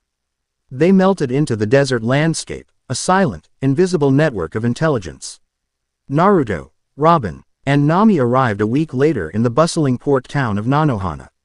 The tension was palpable. Royal guards faced off against angry citizens, their faces etched with hunger and betrayal. On every street corner, charismatic orators praised Sir Crocodile, the benevolent warlord who had established oases and protected them from pirates while the king allegedly feasted in his palace. Robin's assessment was chillingly accurate. "This is a masterclass in psychological warfare," she murmured, watching a crowd cheer as one of Crocodile's subordinates distributed a small amount of water. "He's not just conquering their land, he's conquering their hope." That night, in a quiet inn, the reports from Naruto's clones began to flood his mind. They confirmed the use of dance powder. They pinpointed the locations of Baroque Works agents. They mapped out the supply lines of the rebel army. But most importantly, they reported on the mood of the people. They were not evil. They were desperate. They loved their king but loved their dying children more. "This is the problem," Naruto explained to his companions, tapping a map of the kingdom. "If I just march into Alubarna and defeat Crocodile, what happens? To the rebels, I'm just an outsider who sided with the corrupt monarchy. The seeds of doubt Crocodile planted will remain. The civil war might end, but the nation will stay broken. We can't just cut down the weed. We have to salt the earth where it grew." "So what's your plan?" Nami asked. "An information campaign." "Exactly," Naruto said, a feral glint in his eye. "We're going to dismantle his reputation, piece by piece. We're going to give the people back their own truth." The next phase began. The clones changed their mission. They didn't just listen, they started talking. In the rebel camp, a clone disguised as a disillusioned soldier would mutter to his comrades, "Did you hear? The weapons we're using, they're supplied by a guy named Mr. 5 feet. The same guy who sells weapons to the pirates Crocodile is supposed to be fighting." In a drought-stricken village, a clone dressed as a merchant would offhandedly remark, "It's funny, I was just in Yuba, Crocodile's oasis town. The wells there are fed by an underground river. A river that, according to old maps, used to run right under this village before it dried up. Strange, isn't it? They performed small miracles. A clone with medical ninjutsu would heal a sick child in the rebel army's camp. Another, using Earth style, would tap into a deep, hidden aquifer, creating a new well for a loyalist town. They never claimed credit. They would just smile and say, 'The desert provides for those who don't give up hope,' before disappearing." Slowly, subtly, the narrative began to shift. The black and white certainty of the rebellion started to fray at the edges, replaced by a growing unease and confusion. Meanwhile, Naruto made his way to the capital. He used his sensory abilities to locate Vivi. Bypassing the palace guards and Crocodile's spies with ease, he found her on a balcony, overlooking her divided city, her face a mask of regal sorrow. She gasped when he appeared from the shadows, her hand flying to the intricate weapon she wore on her wrist. "Princess Vivi," he said calmly. "I'm Naruto Uzumaki. Ibis found me." Relief washed over her, so potent it almost brought her to her knees. "You came. Thank you, thank you. Crocodile is in the palace. His chambers are on the west wing. If you can defeat him, if you can just remove him." "No," Naruto interrupted her gently. Vivi stared at him, her hope turning to disbelief. "What? But he's the cause of all this. You have to stop him." "Stopping him isn't enough," Naruto said. He explained his strategy, his belief that the people had to be the ones to reclaim their kingdom. "Your people need to believe in their leaders again, Vivi. Not in an outsider who solved their problems with his fists. They need to believe in you." Tears of frustration welled in her eyes. "And what am I supposed to do? I'm trapped here. Every word I say is twisted and used against my father." "Then we'll make sure they hear your real voice," Naruto said, his conviction unwavering. "Crocodile has a plan. He's going to make his final move soon. When he does, we'll be ready to turn it against him." The moment came 3 days later. Crocodile, sensing his popular support wavering, accelerated his plan. He announced that he would be giving a speech in the Grand Plaza, a final appeal for peace. Robin, using the intelligence gathered by the clones, deciphered the true plot. The speech was a diversion. At the same time, Crocodile's elite agents, the officer agents of Baroque Works, would assassinate King Cobra and blame it on the royal guard, inciting the rebel army to storm the palace in a final, bloody clash. As Crocodile stepped onto the grand balcony, his presence commanding, his voice booming across the plaza, Naruto's counter-offensive went into full swing. All over the city, Screens that were meant to broadcast Crocodile's speech flickered. Instead of the warlord's face, they showed a captured Baroque Works agent, interrogated by a shadow clone. Confessing to the entire plot, the dance powder, the weapons smuggling, the assassination plan. The audio of the confession was simultaneously broadcast over the plaza's speaker system, hijacked by another team of clones. In the rebel camp outside the city, the soldiers were about to march when they were met not by the royal guard, but by a single Naruto clone. He stood before the arm Y of thousands and held up a Den Mushi, which projected the same confession for all to hear. He then pointed to their weapons. These were sold to you by the man who created your suffering. Are you going to use them to kill your brothers? Chaos erupted. In the plaza, the people stared at the screens, their faces shifting from adoration to confusion, then to horror and rage. Crocodile's confident smirk faltered. Lies. Royalist propaganda, he roared, but his voice was drowned out by the rising fury of the crowd. Naruto appeared on the balcony opposite him. It's over, Crocodile. The warlord's composure finally snapped. You insect. He transformed his arm into a blade of sand and lunged. Desert Spada. The battle was a blur of sand and golden energy. Crocodile was powerful, high-s Logia fruit, allowing him to become intangible sand, to create sandstorms, and to drain the moisture from anything he touched. But he was facing a man who had mastered natural energy. Your sand is just part of the earth, Naruto declared. His sage mode active, and the earth listens to me. He slammed his hands on the ground, and the very stone of the palace rose up, trapping Crocodile's sand. Hen the warlord tried to drain the moisture from his body. Naruto's immense life force and chakra made it like trying to drink the ocean dry. He countered a massive sandstorm with a focused blast of wind that cleared the air instantly. But the final blow was not his to deliver. As Crocodile was reeling, Vivi stepped onto the balcony beside Naruto. A clone had handed her a small, shell-like device. It was a tone dial. A strange shell from a sky island that could record and amplify sound. My people, she cried, her voice, amplified 1,000 times over, booming across the city with more power than Crocodile's ever had. It was a voice filled not with charisma, but with love and pain. You have been deceived. You have been made to hate your neighbors, to doubt your king, to fight your brothers. But your suffering was not a mystery. It was a crime, and this man, she pointed a shaking finger at Crocodile, is the criminal. Do not let him turn our beloved Alabasta into his personal graveyard. We are a nation of survivors. Let us survive this, together. Her raw, honest plea broke the spell completely. The crowd, the royal guards, and even the rebels at the gates, who could now hear her amplified voice, roared as one. It was not a cry for blood. It was a cry of unity.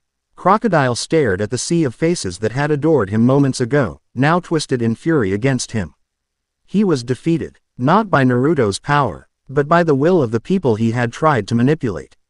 Naruto appeared before him and drove a Rasengan into his chest, the swirling chakra disrupting his sandy form and lamming his real body into the palace wall, where the royal guard, led by a healed ibis, was waiting to slap a pair of seastone cuffs on him. In the aftermath, the kingdom began to heal. The rain, no longer stolen, returned. The rebels laid down their arms and were welcomed back as brothers. King Cobra, safe and sound, oversaw the beginning of the reconstruction. Vivi found Naruto at the docks as he and his crew were preparing to leave. How can I ever repay you? She asked, her eyes shining with gratitude and a newfound strength. By building a great nation, Naruto said with a smile. One that will be a symbol of hope. Just like you were for your people today. I want to do more, she said, her voice firm with decision. My father will lead Alabasta's recovery. But the world is bigger than my kingdom. The world government allowed this to happen. Your nation, Shin Uzushio, it represents a different path. I want to learn that path. I want to be a part of it. She bowed deeply. Please, allow me to join you. Let me serve as Alabasta's ambassador to your nation, to help you build the alliances that will be needed to truly change this world. Naruto looked at the young princess, no longer a desperate girl, but a queen in spirit, ready to take on the world for the sake of her people. He saw the same fire in her that he saw in himself. Welcome aboard, he said, extending a hand.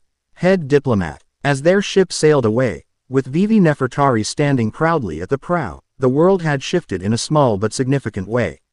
Shin Uzushio was no longer just a myth or a fortress. It now had a voice in the halls of power, a royal alliance that lent it legitimacy. And Naruto's council of powerful women had just gained its queen. Chapter 4 End. Chapter 5. The Song of the Whale. With Alabasta's future secured and a princess-turned-diplomat now among their number, the crew of the newly christened vessel, the True North, set its sights on the next great milestone, the Grand Line. Nami, her eyes alight with a navigator's fervor she hadn't felt since her youth, guided them towards the ominous, towering continent of rock known as the Red Line, and the legendary entrance point, Reverse Mountain. The experience was as terrifying as it was exhilarating. The ship was caught in a powerful, seemingly unnatural current that defied all logic, pulling them not around the mountain, but up it. Water flowed uphill in a raging channel carved into the rock, carrying the True North on a breathtaking ascent towards the cloudy peak. Vivi held onto the railing, her face a mixture of awe and terror. Robin watched the bizarre phenomenon with the cool, analytical gaze of a scholar witnessing a myth come to life. "This is impossible," Nami yelled over the roar of the water, a massive grin on her face. "The magnetic fields here are a complete nightmare. I love it." They crested the peak, surrounded by clouds, before plunging into a second channel leading down the other side. The descent was a gut-wrenching rollercoaster drop that ended as they were shot out into a wide, open sea. They had arrived. The Grand Line. Before they could even catch their breath, a shadow fell over their ship. So vast it blotted out the sun.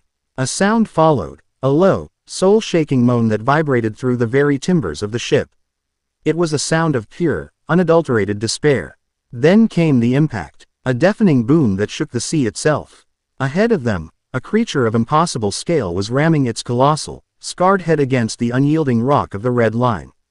It was a whale, larger than any mountain they had yet seen. Its skin a tapestry of ancient wounds. The water around its head was red with its own blood. "What is that thing?" Vivi whispered, her face ashen. "An island whale," Robin supplied, her voice uncharacteristically strained. "They are the largest species in the world. But this one, it seems to be trying to commit suicide." With every mournful cry and subsequent impact, a wave of palpable grief washed over the ship. It was more than just a sound, it was an emotional force. Naruto, standing at the prow, felt it most keenly. His sage mode wasn't even active, but the sheer negative energy coming from the whale was a physical weight. It was the crushing loneliness of 1,000 years squeezed into a single, living being. "That's a lot of pain for one creature," Kurama rumbled in his mind. "It reminds me of, well, it reminds me of us, a long time ago." Before Naruto could respond, a series of harpoons shot from a lighthouse built into the base of the Red Line. Embedding themselves in the whale's hide, they were attached to thick cables, and their impact seemed to annoy the great beast more than truly harm it. "Laboon, stop it, you fool!" A grizzled, old man's voice yelled from the lighthouse. "You'll only kill yourself." The whale, Laboon, let out another agonizing cry and prepared to ram the wall again. "Stop," Naruto said, his voice quiet but firm. He looked at the old man in the lighthouse. "Your weapons are only making it worse." He leapt from the ship, landing softly on the water's surface, and began walking towards the Leviathan. "Get away from there, you idiot!" The old man, Crocus, shouted. "He'll crush you." Naruto ignored him. He reached the whale's massive head, placing a hand on the scarred, bleeding skin. The creature was so large he was like an ant on a boulder. He closed his eyes, activating Sage Mode. The world fell away, replaced by the turbulent inner sea of Laboon's heart. It was a storm of memory and sorrow.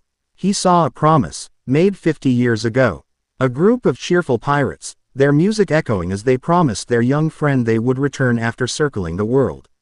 He felt the hopeful waiting of the first few years. He felt the confusion and worry as those years turned into a decade. He felt the gnawing despair as the decades piled up, the promise fading like a forgotten song. He felt the loneliness harden into a self-destructive rage, a pain so immense the only release was to smash it against the unmoving wall that separated him from his friends. Naruto didn't try to block the emotions. He let them flow into him. Accepting the full weight of the whale's 5-decade vigil, And then, he pushed his own feelings back. He didn't use words. He used memories. He shared the crushing loneliness of his own childhood. The sting of being an outcast, the weight of the beast sealed inside him. He shared the pain of losing his master, Jiraiya, the grief of a promise he couldn't keep. But then he shared the warmth of Iruka's kindness. The bond of his rivalry with Sasuke, the love of his comrades, the unshakable belief that as long as he remembered them, no one was ever truly gone. He wasn't just calming the whale. He was commiserating with it, sage to beast. Unseen, high in the lighthouse, a young woman with pink hair styled in two drill-like pigtails watched the scene through a telescope with bored annoyance. Perona, former ghost princess of the Thriller Bark Pirates, had been hiding out here for months after her master, Gecko Moria's, defeat. It was dreadfully dull. What's this idiot doing? Trying to get himself eaten? She muttered to one of her ghostly companions. This is so boring. Maybe I should liven things up. With a giggle, she phased through the wall and sent two of her negative hollows drifting towards the golden-haired man on the whale's head. Let's see how much despair you can handle, moron, she whispered gleefully. The ghosts descended, passing straight through Naruto's body. And absolutely nothing happened. Perona's jaw dropped. Huh, she blinked. That's not possible. She sent two more. They phased through him without any effect. Naruto didn't even seem to notice. He was completely absorbed in his communion with the whale, his own willpower and the positive, healing nature of his senjutsu creating a spiritual state that was simply incompatible with her negativity-inducing powers. Impossible, she shrieked, her voice a squeak of pure indignation. No one is immune. It's not fair. What kind of monster are you? Down on the shore, two other castaways were watching the scene with rapt attention. A young woman with sea green hair named Melody, and an older, pragmatic woman in a doctor's coat named Anya. Their small ship had been damaged by one of Laboon's tantrums weeks ago, stranding them. His song, Melody whispered, her eyes wide. She had eaten the Yuta Yuta no Mi, a devil fruit that allowed her to perceive and influence the song of a living creature's soul. For weeks, Laboon's song has been a single, crushing note of despair. But now, it's changing. There's a new harmony, a counter-melody of shared pain, but also, of hope. Anya watched through her own binoculars, her scientific mind struggling to comprehend what she was seeing. The lacerations on the whale's head, they're closing. The bleeding has stopped. Is that some kind of devil fruit power? It looks like he's regenerating the tissue itself. On Laboon's head, Naruto slowly opened his eyes. The torrential flood of sorrow had subsided, replaced by a deep, weary understanding. He looked up at the whale's colossal eye, which was now focused entirely on him. The frantic rage was gone, replaced by a profound, intelligent curiosity. With a surge of chakra, Naruto created a massive paintbrush from his wood style and a bucket of black ink from a scroll. He leapt into the air and, with a few deft strokes, painted a huge, stylized Uzumaki spiral, his clan's symbol. A symbol of endless perseverance, right in the center of Laboon's forehead. Your friends made you a promise, Naruto said, his voice carrying on the wind, speaking as much to the whale's heart as to its ears. And you've honored it. You've been more loyal than anyone could have asked. But you can't follow them by breaking down that wall. He pointed back towards the open sea of the Grand Line. The only way to them is forward. He landed back on the whale's head. So I'll make you a new promise. We're going to circle this world. It might take us years, but we'll do it. And when we come back around, we'll come back through here. This mark, he patted the freshly painted spiral, is our promise. Your job is to protect it. Don't scratch it. Don't damage it. Wait for us. Can you do that? Laboon let out a cry. But this time, it wasn't a moan of despair. It was a long, powerful, and clear note. A song of acceptance. A song of a new purpose. For the first time in 50 years, the wall-e turned away from the red line and swam peacefully into the bay. Crocus stood on his balcony, speechless, tears streaming down his weathered face. He had tried for decades to ease the whale's pain, and this stranger had done it in minutes. Later, after a tense but ultimately friendly explanation inside the lighthouse, Crocus gladly gave them the log pose they needed. As the crew prepared to depart, they were approached by Melody and Anya. I have never heard a soul sing like yours, Melody said to Naruto, her gaze filled with awe. It's a song that heals others. I want to follow that music. If you'll have me, my songs can soothe the hearts of your crew and bring calm to troubled waters. And I, Anya added, her expression intensely curious, I'm a doctor. But the jutsu I saw you use. It's a medical art beyond anything I've ever studied. To be blunt, I want to learn what you know. A nation like the one you're building will need a chief medical officer. Naruto looked at the two women. A musician who could literally lift spirits and a doctor who was hungry for knowledge. They were exactly the kind of people he wanted in his new nation. We'd be honored to have you both, he said with a warm smile. They boarded the True North, their numbers now larger by 2. As the ship sailed away from the Twin Capes, a peaceful Laboon watched them go, his new insignia a proud banner on his brow. The crew waved, their hearts full from witnessing such a profound act of compassion. None of them noticed a small, ghostly figure detaching from the lighthouse and phasing silently into a storage barrel on the ship's deck. Perona peeked out, her expression a mixture of supreme annoyance and grudging fascination. HMPH, song of his soul, whatever, she muttered to herself, hugging her knees. I'm just going to follow him until I figure out why my powers don't work on him. That's the only reason. It's for science. The science of negativity. But as the ship caught the wind, leaving the song of the whale behind them, the ghost princess couldn't help but feel that for the first time in a long time, the world wasn't quite so boring anymore. Chapter 5 End. Chapter 6. A Cage of Gold. The Grand Line was a sea of contradictions. One day, they would sail through waters where candy-colored fish leapt through the air. The next, they navigated around whirlpools that seemed to lead to the center of the earth. It was on a calm, deceptively peaceful morning that they found the first ship. It was a merchant vessel, sails intact, cargo holds full, but completely devoid of a crew. There were no signs of a struggle, only an eerie silence. 2 days later, they found another, a passenger ship, its tables still set for a meal that was never eaten. This isn't a pirate attack, Nami said, her brow furrowed over a chart. The cargo is untouched. It's like the people just vanished. Robin, examining the ship's log, found the last entry. They were heading for the Aurelian Archipelago, a chain of islands that doesn't appear on any official map, but is whispered about in the underworld.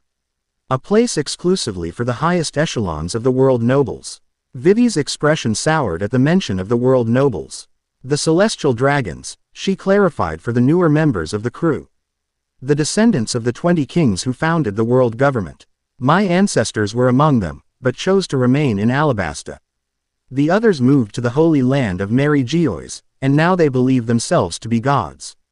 As if summoned by their words, a faint, desperate signal began to pulse on a communications dial Anya had been repairing.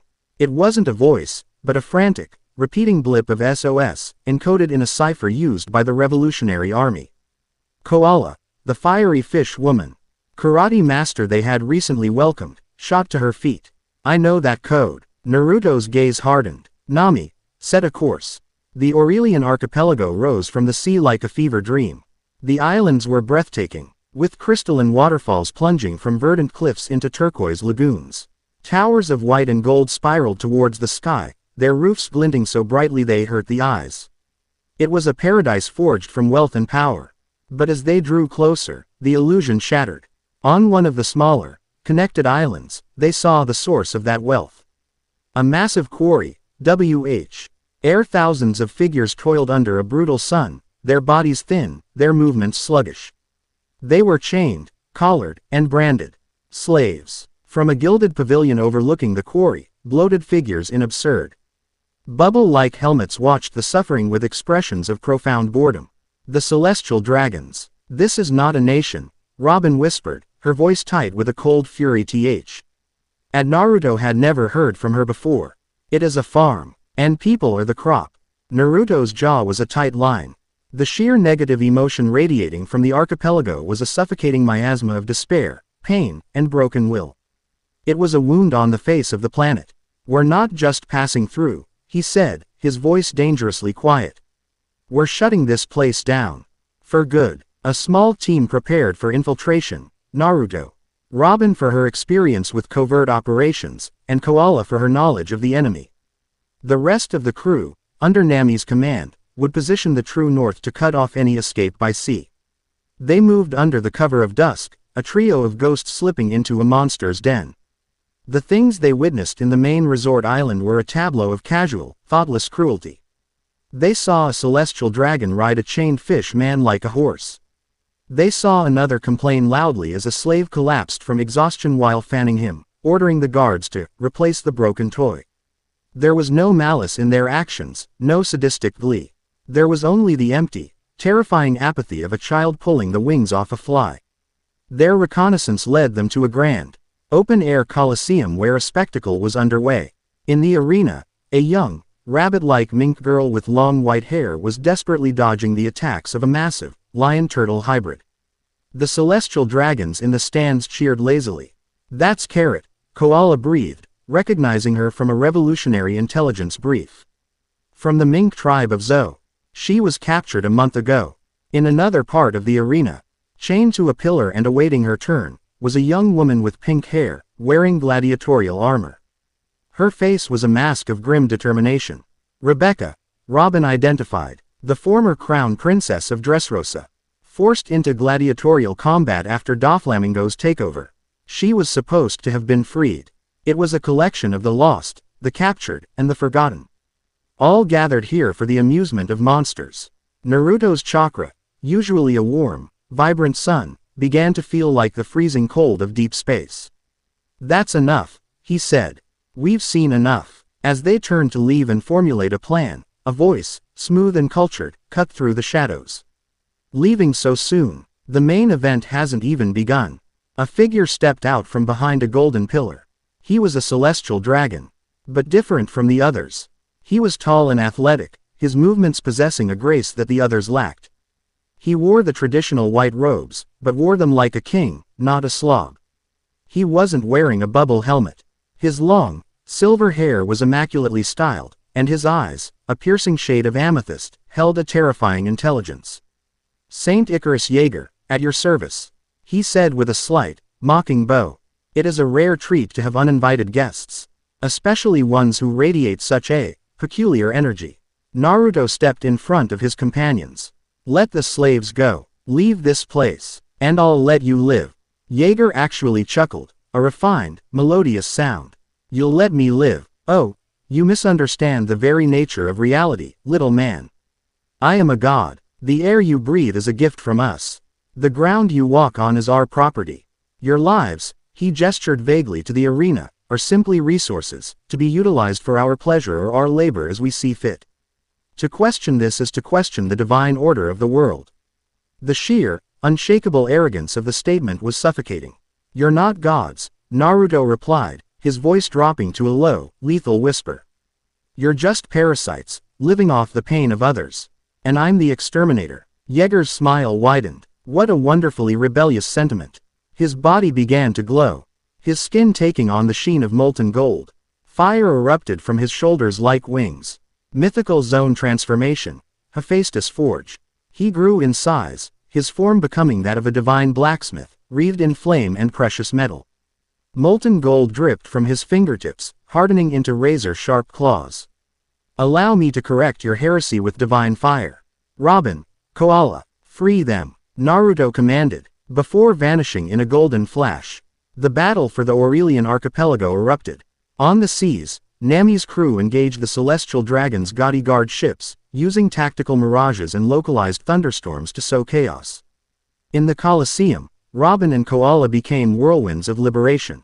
Gigantsko Mono. Robin summoned colossal hands that tore down the arena gates and shattered the chains of hundreds of slaves at once. Koala moved like a blur, her fishman karate shattering the helmets and armor of the guards, her every blow precise and disabling. The freed slaves, Carrot and Rebecca among them, stared for a moment in stunned disbelief, before the fire of rebellion caught in their hearts. They snatched up the weapons of their fallen guards and turned on their former masters. But the main battle was a clash of creators. Naruto faced Saint Joerger in the center of the chaos. Joerger was a force of nature, his every gesture forging a new weapon. He hurled spears of superheated obsidian, swung a hammer that caused fiery shockwaves, and summoned automatons of polished gold that moved with deadly grace. Naruto met him head-on. He formed a Rasengan, the sphere of pure chakra grinding Joerger's forged shield to dust. He used his wood style, great branches and roots erupting from the stone floor to ensnare the golden automatons, crushing them in their grip. Divine retribution. Olympian chains. Joerger roared, thrusting his hands forward. Chains of burning gold shot out, aiming not for Naruto, but for a group of terrified slave children cowering nearby. It was the final straw. Naruto's eyes bled from blue to a searing, slitted red. Kurama's power, a raw, apocalyptic rage, surged to the surface. He didn't transform, but his golden sage mode cloak intensified, becoming a burning sun. 9 truth-seeking orbs materializing behind him. He moved. He was no longer just fast. He ceased to occupy the space between 2 points. One instant he was in front of Joerger, the next he was between the chains and the children. He didn't block the chains. He simply held up a hand, and the truth-seeking orbs formed a shield that disintegrated them on contact. "You talk of divine right," Naruto said. His voice now a layered chorus of his own and Kurama's, a sound that promised annihilation. "Let me show you what a real god looks like." He raised a hand. A vortex of wind shrieked into existence. Larger and more violent than any he had created before. It was not just wind. It was infused with the raw power of the Sage of Six Paths. Fuden. Chudamara-Senshuriken. Joerger stared at the screaming sphere of world-ending power, and for the first time in his pampered, divine life, he felt the mortal, primal terror of an ant about to be stepped on. He tried to erect a wall of divine gold, but it was like trying to stop a tsunami with a piece of paper. The Rasenshuriken struck. There was no explosion, only a silent, incandescent dome of light that expanded rapidly. Inside it, Joerger's Hephaestus form was shredded on a conceptual level, his divine metal and fire unmade. His body was blasted backwards, crashing through his own golden palace, leaving a trail of absolute destruction. Naruto lowered his hand, the rage receding, leaving a cold, hard calm in its wake. The battle was over. He found Joerger in the ruins of his throne room, broken, bleeding, his divine form shattered. Before Naruto could deliver a final blow, a brilliant column of light engulfed the defeated celestial dragon. A secret, emergency protocol. A coward's escape. Joerger's voice, filled with venomous hatred, echoed in the empty air. "You will pay for this, blasphemer. The full might of the heavens will fall upon you. I will forge a weapon that can kill a god, and I will erase you from existence." The light faded, and he was gone. Naruto stood before the thousands of freed slaves in the main plaza. They looked at him with a mixture of fear and worship. He climbed atop a pile of rubble, and his voice, clear and strong, rang out. "There are no gods here," he said, his words silencing the crowd. "There are only people. You were slaves. Now, you are free. That freedom is yours to do with as you will." He pointed to the captured fleet of golden ships in the harbor. "Take these ships. Go home. Find your families, or find new homes. The choice is yours. But," he paused, his gaze sweeping over them, "if you are tired of running, if you want to build a world where places like this can never exist again, then come with me. Come to Shin Uzushio. Don't come as my subjects. Come as my comrades. Come, and help me tear down the cages." A moment of silence passed. Then, a single voice, Carrots, yelled out, "I'll go with you." Another, Rebecca's, followed. "And I." Soon, a chorus of voices rose up. A roar of defiance and newfound hope. Not all of them would come, but many would. Hundreds. As the sun began to set, the Aurelian Archipelago was ablaze, the flames of the burning palaces a funeral pyre for a false divinity. A new fleet sailed away from it, a fleet of the freed, led by the true North. On its deck, Naruto stood with his growing council, now joined by a fierce mink warrior, a hardened revolutionary, and a gladiator princess. He had not just picked a fight. He had punched a god in the face. He had signed his own death warrant with the world government. The world would now hunt him relentlessly. He looked at the faces of his comrades, at the fleet of hopefuls following him, and he smiled. Let them come. The war for the dawn had just begun. Chapter 6 End. Chapter 7. Clash of Emperors. The fleet of the free. now several dozen strong, sailed under the banner of the Uzumaki Spiral. They were a motley collection: refurbished merchant vessels, captured pirate ships, and even a few gaudy golden barges from the Aurelian Archipelago, their ostentatious decor now a symbol of liberation. Shin Uzushio had become a mobile nation, a growing force of will upon the chaotic seas of the Grand Line. Their trajectory changed the day they encountered the Honey Spout, a small, battered trading vessel drifting aimlessly. Its crew were emaciated, their eyes wide with a terror that went beyond simple piracy. They were refugees from Cacao Island, a territory under the absolute dominion of the Yonko, Charlotte Linlin, Big Mom. Their story, told by the island's elderly minister, was a familiar tale of escalating oppression. Cacao Island was famed for producing the world's most flavorful cocoa beans, a key ingredient for Big Mom's endless craving for sweets. For years, they paid her tribute with 90% of their harvest. But this year, a blight had ruined half the crop. When they presented the reduced tribute, Big Mom had flown into a rage. Her ministers had arrived not just to collect, but to punish. They had used her terrifying soul fruit power to rip the souls from a tenth of the population as a penalty, their lifespans feeding the monstrous, sentient objects known as homies. Now, her third child and one of the three sweet commanders, Charlotte Smoothie, was personally overseeing the island, ensuring the next harvest would be delivered in full, no matter the cost to the islanders. "She is wringing our island dry," the old minister wept, his body trembling. Literally. The very moisture from the soil, the life from our people, she is squeezing it all out to meet my lady's quota. We are doomed. Naruto listened in the war room of the True North, his council assembled around the great map table. Vivi's hands were clenched into fists, her face a mask of royal fury. Koala's jaw was set, the story echoing the tyranny she had dedicated her life to fighting. The others were silent, their expressions grim. "This is the way of the emperors," Robin stated, her voice a low murmur. "They don't rule nations, they own territories.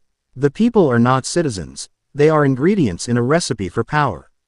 "Then it's time we change the menu," Naruto said, his voice cutting through the tension. He looked at the faces around him. "This isn't just a rescue mission. Attacking a Yonko's territory is a declaration. It means we are entering their game, on their level. There will be no turning back from this. Everyone understand?" A chorus of determined nods answered him. There was no fear, only resolve. "Good," Naruto said, a faint, predatory smile touching his lips. "Then let's draw up a battle plan. Robin, tell me everything you know about the Big Mom Pirates' command structure on that island."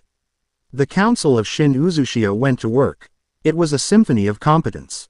Robin laid out the enemy's defenses, their numbers, and the likely abilities of the homies. Nami, using salvaged sea charts and the refugees' knowledge, plotted a Nava L approach that would use a series of treacherous reefs to their advantage. Koala, Rebecca, and Carrot planned a three-pronged ground assault designed to liberate the citizens and sow chaos among the chess soldiers. Vivi, ever the diplomat, devised a plan to make contact with the remaining island leadership, not to command them, but to coordinate with them, making this their liberation, not just an invasion. Anya and Melody prepared their support roles, a mobile medical station and a plan to use targeted sonic frequencies to disrupt the simple minds of the homies. Naruto listened to it all, interjecting with questions and suggestions, but largely trusting the expertise of the women he had gathered. He was not a king dictating orders, he was a commander focusing the strengths of his elite team. His own role was simple and deadly. "You all handle the army," he concluded, his gaze fixed on the center of the map. "I'll handle the general." Their approach to Cacao Island was a masterpiece of naval strategy. Under the cover of a dense, unnatural fog bank conjured by Nami's Cleam attack, their fleet slipped past Big Mom's candy-striped patrol ships. Robin, accompanied by a dozen shadow clones, had already gone ahead. Using her devil fruit to sprout eyes and ears across the port town, mapping enemy patrols and, most crucially, sprouting hands inside the main communications tower to silence and thoroughly dismantle the long-range Den Mushi. Cacao Island was deaf and blind to the outside world. The attack began not with a cannonball, but with a song. From the deck of the True North, Melody began to play a haunting, complex tune on a specially crafted organ. The music washed over the island, and the sentient, cartoonish trees, flowers, and buildings that served as Big Mom's eyes and ears paused in their duties. Their simple, borrowed souls were captivated by the melody, their expressions turning from menacing to placidly confused. That was the signal. From the fog, landing craft stormed the beaches. Koala was the first into the fray, a blur of motion against the black and white checkered chess soldiers. Her fish-man karate sent shockwaves through their biscuit bodies, shattering them into crumbs. Kawaragawara Saiken, she roared, a single, devastating punch clearing a path onto the main thoroughfare. Rebecca moved like a dancer through the chaos, her sword a silver ribbon. She wasn't an offensive powerhouse, but a master of defense, her speed allowing her to appear wherever civilians were threatened, deflecting stray candy cane bullets and herding families to war. DS the safety of the back alleys where Vivi and her clone escorts were waiting. High above, Carrot leapt from rooftop to rooftop, a flash of white fur and crackling electricity. Electro, her elector. Affied claws tore through the animated jam cannons on the rooftops, disabling the island's primary defenses before they could properly retaliate. The battle for Cacao Island was a controlled storm. On the sea, Nami dueled with the enemy fleet, using thunderclouds and mirages to make their small fleet seem like an armada of phantoms. On the ground, Naruto's forces, bolstered by hundreds of freed slaves who had undergone basic training, systematically dismantled the Big Mom pirates' control over the port. Vivi's work paid off as the islanders themselves rose up, creating barricades from sugar SPU N bricks and guiding the liberation forces through a labyrinth of secret tunnels. The chaos finally drew the attention of the island's commander. A figure of immense height and power stepped out from the central chateau. A giantess with long, braided, light blue hair. Charlotte Smoothie. What is the meaning of this incompetence? She boomed, her eyes scanning the battle with disdain. She effortlessly grabbed a fleeing biscuit soldier, her massive hand wrapping around its torso. Useless. With a grunt, she squeezed. The soldier was compressed, and a torrent of strawberry jam gushed from its body into a goblet she held. She drank it in one gulp. Pathetic. Her gaze fell upon Koala, who was systematically demolishing a platoon of her subordinates.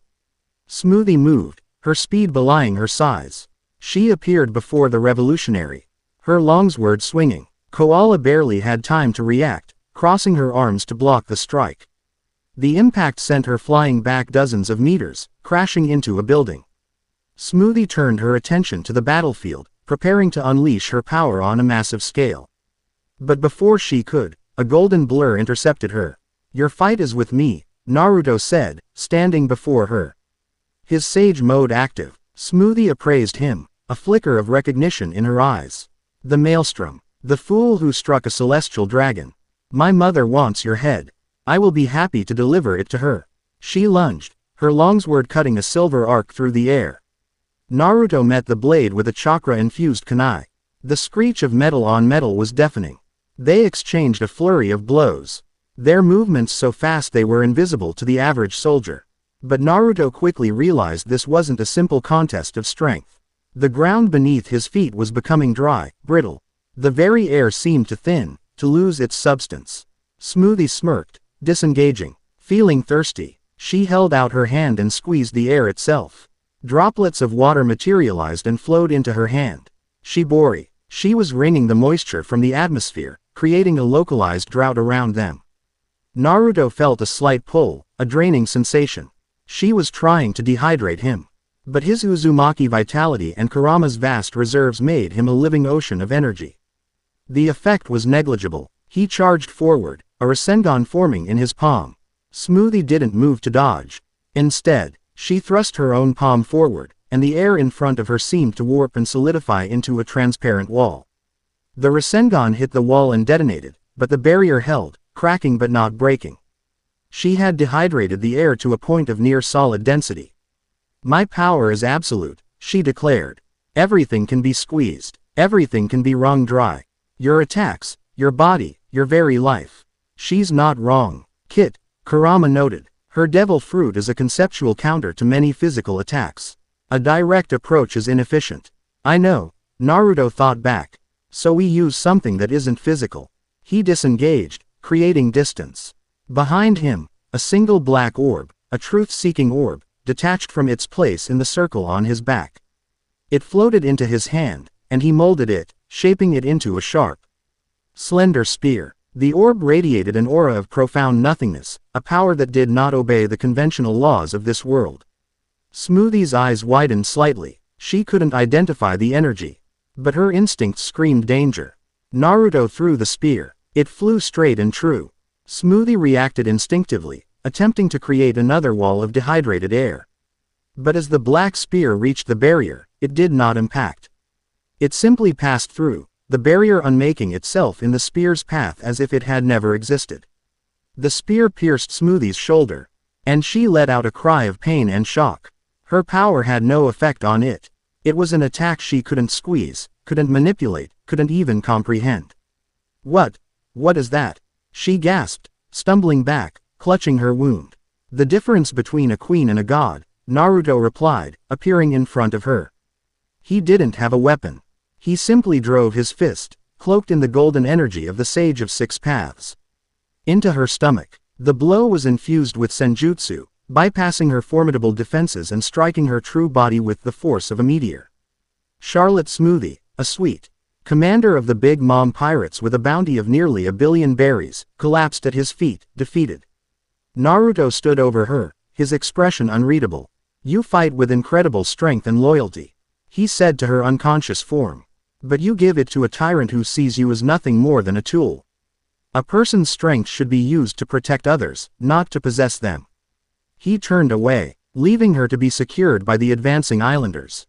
The fall of their commander broke the spirit of the remaining Big Mom pirates. The battle for Cacao Island was won. That evening, the flag of the Big Mom pirates was torn down from the central chateau and burned in a massive bonfire. In its place, the citizens of Cacao, with Vivi's guidance, raised a new flag, the red spiral of Uzushio. They were not his subjects. They were his newest allies. News of the battle would spread like wildfire. A rookie from a nameless nation had not just challenged a Yonko. He had invaded her territory, defeated one of her sweet commanders, and claimed the island for himself. In the high-stakes game of emperors, a new player had just kicked over the board and taken a seat at the table. Looking at the new flag flying against the evening sky, Naruto felt the weight of his actions. He had wanted to build a sanctuary, but to protect that sanctuary, he now had to project its power across the world. The title was unofficial, unspoken, but the reality was undeniable. He was the 5th emperor, and the other 4 would not be pleased. Chapter 7 End. Chapter 8. The Admiral's Light. The news of Cacao Island's liberation sent shockwaves through the world. In the gilded halls of Mary Geoise, the 5 elders reviewed the report with stony silence. On the stormy seas of the New World, the Yonko reacted in their own characteristic ways. Kaido, in his drunken stupor, laughed, welcoming a worthy new challenger. Shanks, ever the observer, looked out to sea with a thoughtful, unreadable expression. And on Whole Cake Island, Big Mom's rage created a thunderous soul storm that terrorized her own children. The name Naruto Uzumaki was no longer a whisper, it was a roar that echoed from the highest seats of power to the grimiest taverns. At Marine headquarters, the atmosphere was incandescent. Fleet Admiral Akainu slammed his magma-infused fist on his desk, leaving a smoldering crater in the volcanic rock. He defeated a warlord, assaulted a celestial dragon, and now he has taken territory from a Yonko. Akainu's voice was a low growl, like grinding tectonic plates. This is not piracy. This is rebellion. We will make an example of this, Shin Uzushio. We will remind the world of the meaning of absolute justice. His gaze fell on the figure lounging in a chair nearby, a tall man in a yellow striped suit, polishing his sunglasses. Kazaru, you will go. Erase that island from every map and every memory. Admiral Kazaru, Borsellino, put his sunglasses back on, a lazy, unconcerned smile on his face. Ooh, scary, he drawled. Annihilation. That sounds like a lot of work. But orders are orders. On Shin Uzushio, however, life was a tapestry of determined progress. The new arrivals, a mix of freed slaves and liberated citizens, were integrating into the burgeoning society. Under Rebecca's guidance, a formal guard was being established. Koala was training a small, elite unit in the basics of fishman karate and infiltration.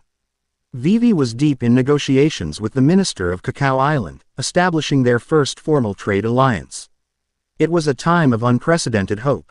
Naruto stood on the highest cliff, watching a group of children, a mix of humans, minks, and fishmen, learning basic chakra control from a shadow clone. He was teaching them not to be soldiers, but to be masters of their own potential. For the first time since his arrival in this world, the sharp ache of loneliness in his chest had dulled to a distant hum. This was home. He felt it before he saw it. A distortion in the natural energy. A piercing, unnatural light that was moving impossibly fast. Everyone, get inside, now. His voice, amplified with chakra, boomed across the island, a sudden thunderclap on a clear day. The villagers, trained for this, didn't hesitate. They scrambled for the entrances to the deep, wood-style reinforced shelters he had created for just such a contingency. High in the sky, a single golden spark appeared. It grew brighter, and then, a beam of pure, concentrated light shot down, striking an unmanned watchtower on the far side of the island. The stone and wood didn't just explode. They vaporized in a silent, blinding flash. Where the tower had stood, there was now a glowing, molten crater. A figure materialized from the light, standing casually on a railing, his yellow-striped suit absurdly bright against the blue sky. Admiral Kazaru. Ooh, he drawled, his voice carrying across the distance with an unnerving slowness. So this is the scary new nation. It's quite rustic. Naruto was already moving, a blur of gold that met Kazaru in the sky, far from the populated center of the island. Your fight is with me, Naruto stated, his six-path sage mode flaring to life. 9 truth-seeking orbs hovering behind him. Kazaru simply smiled his lazy smile. My orders are to eliminate the island. You're just in the way. He raised a finger. A pinpoint of light formed at its tip. Naruto's sage-enhanced senses screamed danger. He didn't try to block it. He used his Flying Thunder God technique, a jutsu he had marked all over his island with seals for just this purpose. He vanished from in front of Kazaru and reappeared miles away, intercepting the laser beam just before it could strike the main settlement. He caught the beam on a shield formed from one of his truth-seeking orbs, which nullified the attack completely. Kazaru's eyebrows rose slightly. Teleportation. Ooh, that's cheating. The battle began in earnest. It was a contest of absolutes. Kazaru was the embodiment of speed, dissolving into light to move, reforming to strike, firing off barrages of his Yasukani no sacred jewel, a storm of light energy projectiles that rained down on the island. Naruto was the embodiment of defense. He couldn't hope to match Kazaru's raw speed, but his combination of Sage Mode's precognition and the instant transmission of the Flying Thunder God tech, HNIQUE, allowed him to be wherever he needed to be. He was a golden phantom, appearing in a dozen places at once, his black orbs forming shields to intercept every single laser beam before it could cause catastrophic damage. The air was filled with the sizzle of light being negated, the sky a dizzying web of golden flashes. On the ground, the council executed their own duties with grim efficiency. Nami created a massive bank of storm clouds, attempting to diffuse the Admiral's light. Robin's giant arms sprouted from the earth, acting as secondary shields to protect buildings from the shockwaves of the blocked attacks. Anya was in the main shelter, a triage center at the ready. Kazaru, finding his direct attacks on the island consistently thwarted, grew annoyed in his own detached way. This is tedious, he sighed. He formed a sword of pure, condensed light in his hand, the Amano Murakumo, and engaged Naruto directly. The duel was a spectacle of impossible speed. The clash of Kazaru's light sword against Naruto's truth-seeking orb staff created silent, blinding explosions. Kazaru was faster, his kicks landing with the force of cannonballs, but Naruto was more durable, his body infused with senjutsu. And his precognitive senses allowed him to parry or dodge the worst of the blows. You're very persistent, Kazaru noted, effortlessly blocking a Rasengan. But you can't defend everything, forever. He dissolved, reappearing high above the island, his hands together. Let's see you block this. He began to gather an immense amount of light, preparing a wide-area attack designed to level the entire central town. Seeing this, Naruto knew he had no choice. He couldn't teleport to block an attack that large without letting some of it through. He needed overwhelming power. Kurama, right, let's show this glowing fool what real power looks like. In a torrent of golden chakra, the Kurama avatar formed around him, a colossal fox of pure energy that dwarfed the island's mountains. It let out a roar that shook the very foundations of the world. Kazaru paused, looking down at the titanic beast. Ooh, now that's just gaudy. The avatar swiped a massive clawed hand at the Admiral. But Kazaru simply dissolved into light, the attack passing through him. He reformed a moment later, unleashing his blast. The massive laser struck the Kurama avatar's head. The energy construct shuddered, holding firm. But the sheer power of the blast began to crack its defenses. This was a battle of attrition Naruto couldn't win. He could defend, but he couldn't land a decisive blow. Kazaru, for all his laziness, was an endless font of destructive power. The island was safe, but only as long as Naruto could maintain this exhausting defense. It was then that a new player entered the field. From the west, a pink galley ship pulled by two massive sea serpents charged through the water at impossible speed. The perfume Yuta, Boa Hancock stood at its prow, her expression not one of arrogance, but of cold, protective fury. She had received news of the marine fleet mobilizing towards Uzushio and had sailed without a moment's hesitation. "How dare you lay a hand on my beloved?" she shrieked, her voice infused with a conqueror's haki that made the very air tremble. She leapt from her ship, landing on the island and immediately launching an attack. Slave arrow. A storm of pink, haki-infused arrows shot towards Kazaru. The Admiral, forced to break off his attack on the Kurama avatar, clicked his tongue in annoyance. A warlord, attacking a marine admiral. That's treason, you know. He easily dodged the arrows.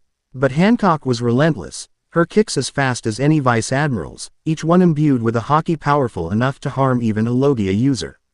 Kazaru now faced two opponents. The immovable Golden Fox and the furious Pirate Empress. His lazy demeanor finally cracked, replaced by a sliver of genuine irritation. His mission was to annihilate a stationary target. It was not to engage in a prolonged, tiresome battle with two monstrously powerful individuals, one of whom was technically his ally. He deflected a kick from Hancock and teleported away from Abujubi. Forming in the Kurama avatar's mouth. He reappeared a safe distance away, adjusting his tie.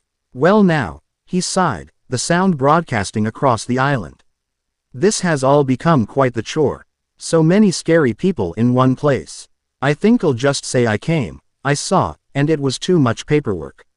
He raised a hand. I'll be back, he said, firing one last, almost casual laser beam directly at the main shelter entrance where Vivi was helping civilians.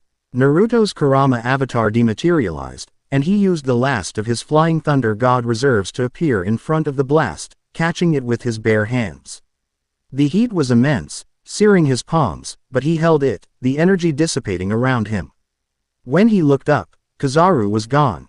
Vanished in a flash of light. A heavy silence fell over the scarred but standing island.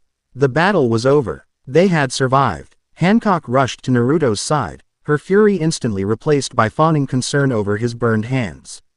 He just smiled wearily, using his own chakra to heal them. That night, the mood was sober. They had won, but it wasn't a victory. It was a successful defense, and a costly one. Several sections of the forest were glassed craters.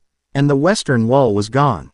They had held off an admiral, but it had taken everything they had, plus the timely arrival of a warlord.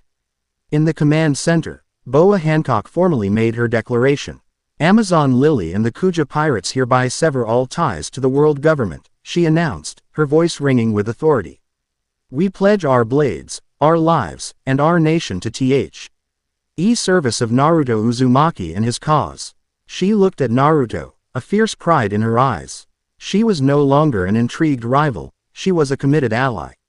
Naruto accepted her pledge with a grateful nod, adding the queen of the Kuja to his council.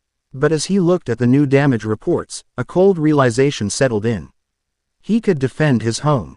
He had proven that, but there were other admirals. There was the fleet admiral. There were the holy knights. And above them all, there was Amu. Defense wasn't enough. Surviving wasn't enough. To protect this new world he had built, he couldn't just be a shield. He had to become a sword. Chapter 8 End. Chapter 9. The God Slayer's Forge. In the months that followed the clash with Kazaru, a new kind of intensity settled over Shin Uzushio. The reconstruction was swift and efficient. But beneath the sounds of hammers and saws was a current of focused, determined energy. They had faced an admiral and survived. They had proven their home was a fortress. But the battle had exposed a vulnerability, a limit to their defensive strategy. They knew the next blow from the world government would be heavier, and they had to be ready. The heart of this new intensity was the ancient stone tower that served as Nico Robin's library. For weeks, she had barely slept, surrounded by towering stacks of books, scrolls, and the precious poneglyph rubbing she had secured. She was a woman possessed, chasing a single, elusive thread that she believed connected everything: the void century, the rise of the world government, the nature of devil fruits, and the strange, otherworldly stories Naruto had shared with her about his own past. Naruto found her there one evening, the room lit only by a single lamp, her eyes alight with a fire he had never seen before. She had a piece of parchment laid out on her main table, covered in overlapping diagrams and notes. "I've found it," she said, her voice a low, trembling whisper of discovery. "The connection. The missing piece." She pointed to a symbol on the poneglyph rubbing, a complex glyph representing a tree. Then she pointed to a drawing she had made based on Naruto's description of Kagaya and the god tree from his world. They were not identical, but the linguistic and structural similarities were unmistakable. The scholars of Ohara believed the world nobles became gods through some great power they seized during the Void Century. Robin explained, her words coming faster as she connected the pieces. The poneglyphs speak of a great kingdom that was overthrown, but they also speak of a Celeste IAL treasure, brought from the Starry Sea. It was a fruit of immense power, from a divine tree. She looked at Naruto, her eyes wide with the terrifying implication. "Your stories of the Otsutsuki, a clan that travels between worlds, planting god trees to harvest planets of their energy and bear a chakra fruit. It's all here. It's the same story, told in a different language. The 20 kings who founded the world government didn't become gods.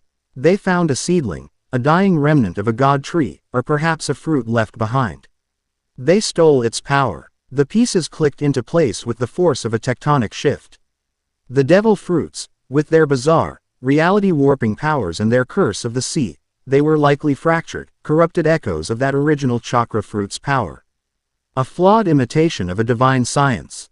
"The one who sits on the empty throne," Naruto said, voicing the final, chilling conclusion. He or she isn't just a king. They're the inheritor of Kagaya's legacy. They are this world's Otsutsuki.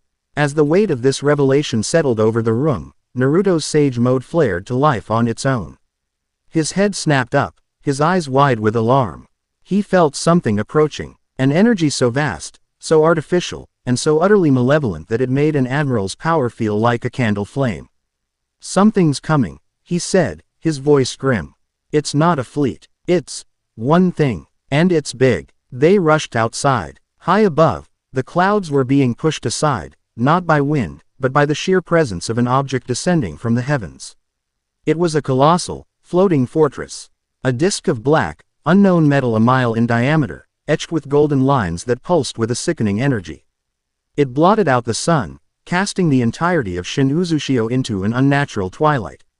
At its prow stood a lone figure, clad in resplendent white and gold armor that seemed forged from light itself. Saint Icarus Joerger. His face was no longer that of an arrogant noble, it was the beatific, terrifying visage of a true believer, his eyes glowing with borrowed power. His voice boomed across the island, amplified by some unseen technology. It was not a shout, but a calm, serene sermon of damnation. "Behold, blasphemers, you who have defied the divine order, you who have followed a false god," Joerger proclaimed, his arms spread wide. "Your existence is a stain upon this holy world. The time for your judgment is at hand. I, Saint Icarus Joerger, have been made the sword of our one true God, Amu-sama. I am the instrument of your purification." To demonstrate his power, he pointed towards a small, uninhabited rocky island a few miles off their coast. A beam of pure, white energy, silent and absolute, shot from the fortress's underbelly. It struck the island, and for a moment, Nothing happened. Then, the color drained from the rock. The sparse vegetation crumbled to gray dust. The water around it turned murky and still. Naruto could feel it with his sage sense, the life force. The natural energy, everything, had been erased. Not destroyed, unmade. This is the sovereign's judgment, Joerger announced. An ancient weapon from the dawn of our righteous world. Its light purifies all it touches, negating the profane energies of chakra and the devil's fruits. It will be your tomb. The battle for Shin Uzushio's survival had begun. Hancock, naval defense. Keep its main weapon occupied. Naruto commanded. Nami, use everything you have to disrupt its targeting. Everyone else, defend the island. He'll have ground troops. As if on cue, hundreds of hatches opened on the fortress's surface, deploying legions of armored soldiers who descended on wings of light. The Holy Knights. The defense was immediate and desperate. Hancock and the Kuja fleet sailed to meet the threat, their hockey-infused arrows streaking towards the sky. But the fortress's energy beams were a perfect counter, petrifying their ships and neutralizing their hockey. On the island, the ground forces clashed with the Holy Knights, whose armor seemed to shrug off most conventional attacks. It was a desperate holding action. Naruto shot towards the fortress in his Kurama avatar, a golden god against a mechanical one. Bijudama. He fired a massive, condensed sphere of chakra. The fortress's defenses flared, a golden barrier of energy that caught the Biju bomb. Instead of exploding, the bomb was simply absorbed. The chakra was unraveled, neutralized, and dissipated into nothing. Joerger laughed from his perch. Your profane power has no purchase here, false god. This is a weapon of true divinity. Quote, Naruto tried again and again. Recentricans, truth-seeking orbs, the avatar's raw strength. Nothing could breach the fortress's absolute defense, while its OWN energy beams constantly forced him to block, chipping away at the avatar's form. He was locked in a losing battle. Kit, this isn't working. Kurama roared in his mind. Its energy is the antithesis of ours. It's like trying to put out a fire with oil. Naruto was forced back towards the sea's surface, the Kurama avatar flickering. He looked down at the ocean, at his home being besieged, at his friends fighting a losing battle. He had the power to shatter mountains, but it was the wrong kind of power. The sea, Kit. Kurama's voice was quieter now, more focused. The natural energy of this world. It isn't just in the trees and the animals. This whole planet is an ocean world. The greatest source of its energy is the water itself. It hates this thing. The weapon. It screams at the sea, and the sea screams back. You're a sage. You don't just command nature. You listen to it. So listen. Listen. Naruto let the avatar fade. He landed softly on the churning surface of the ocean and closed his eyes. Sinking into the deepest state of sage mode he had ever achieved. He pushed his senses down, past the waves, past the fish, past the crushing pressure, and he listened. Kurama was right. The sea was alive. It was a consciousness of immense, ancient power. It felt the pain of the devil fruit users who had died in its depths. It felt the alien presence of the fortress above, a festering wound in its existence. He had been using his own energy, the energy of his homeworld, to fight. He had been an outsider. He needed to become an ally. He opened his hands and didn't just gather the natural energy around him. He invited the energy of the ocean into him. It was a torrent, chaotic and wild, filled with the raw power of tides and the cold fury of the abyss. It was dangerous, but it felt right. A soft, aquamarine light began to glow from his sage markings. His golden cloak took on a cerulean sheen. He was no longer just standing on the water. He was anchored to it, a part of it. He could feel the heartbeat of the world in the rhythm of the waves. At the same time, in the library, Robin, protected by a wall of clones, had her own breakthrough, deciphering a key passage on her rubbing. Its power is drawn from the sky, but its anchor is an affront to the sea, she muttered. It negates life, so it has no connection to the source of all life. Nami, the energy conduits on its underside. They must be vulnerable to the natural forces of the planet.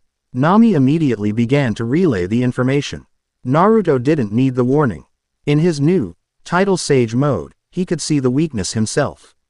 The fortress was a parasite drawing energy from the sky, but its connection to the world was flawed, its foundation unstable against the very essence of the life it sought to erase.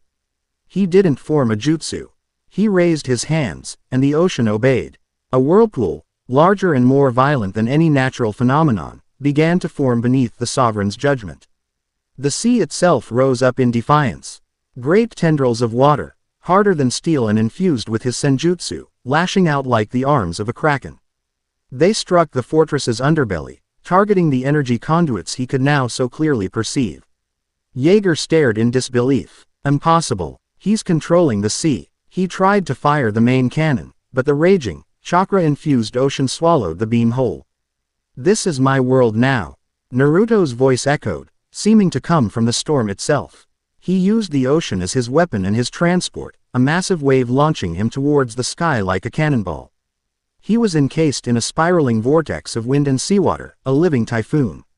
His fist was cocked back, a Rasengan at its center, but this one was different, infused with the full, untamed power of the ocean. Oshansatorimu. Rasengan. He struck the fortress's core not as an invader, but as the planet's own immune response. He punched through layers of alien metal and energy fields. For a single, silent moment, he was inside the weapon's heart. Then, he pushed, and the ocean's fury, concentrated in his fist, erupted. A chain reaction of catastrophic failures cascaded through the sovereign's judgment. From the outside, the fortress shuddered, its golden lights flickering and dying. Saint Icarus Joerger, screaming in denial as the divine power abandoned him, was consumed by the internal explosion of his own holy weapon. With a final, deafening groan, the God Slayer's forge broke apart, its massive, lifeless pieces crashing into the sea it had tried to unmake. The sky cleared. The unnatural twilight vanished. Naruto floated in the now calm water, the aquamarine glow fading from his body, leaving him exhausted but victorious. His friends, his comrades, his people, looked on from the shores of their saved home. Their expressions a mixture of relief, shock, and profound awe. He had faced down a god's own weapon and had won by becoming one with the world itself. But as the cheers began to rise, the true weight of Robin's discovery settled back in. They had defeated the sword. But the one who had forged it, the usurper god sitting on the empty throne, was still waiting. Their final destination was now clear. The road to dawn would end in merry joys. Chapter 9 End. Chapter 10. The Unwritten King. Dawn broke over a wounded but defiant Shin Uzushio. The sea, which had risen in a furious tide to defend the island, was now placid and calm, gently washing away the last of the bottle's debris from the black sand shores. In the early morning light, the wreckage of the sovereign's judgment, the God Slayer's forge, was being systematically salvaged. Its strange, resilient metals were a priceless resource, a spoil of war that would be used to raise their walls even higher. There was no somber silence. There was the rhythmic clang of hammers, the shouts of foremen organizing work crews, and the quiet, efficient hum of a people rebuilding. Anya's medical tents were nearly empty now, a testament to her skill and the incredible resilience of the island's inhabitants. Naruto was not resting on a throne, nor was he sequestered in his command center. He was on the beach, his hands covered in grime, working alongside a team of fish men to haul a massive piece of the fortress's hull from the water. 100 shadow clones were scattered across the island, their golden light a beacon of tireless reconstruction. He was not a king surveying his domain, he was a villager repairing his home. Boa Hancock found him there, her usual imperious stride softened by the scene. She wa tched for a moment as he shared a laugh with one of the workers, his easy camaraderie a stark contrast to the divine fury he had unleashed just the day before. Most conquerors would be celebrating their victory, she said, her voice cutting through the sounds of labor. Naruto looked up, wiping a bead of sweat from his brow with the back of his arm.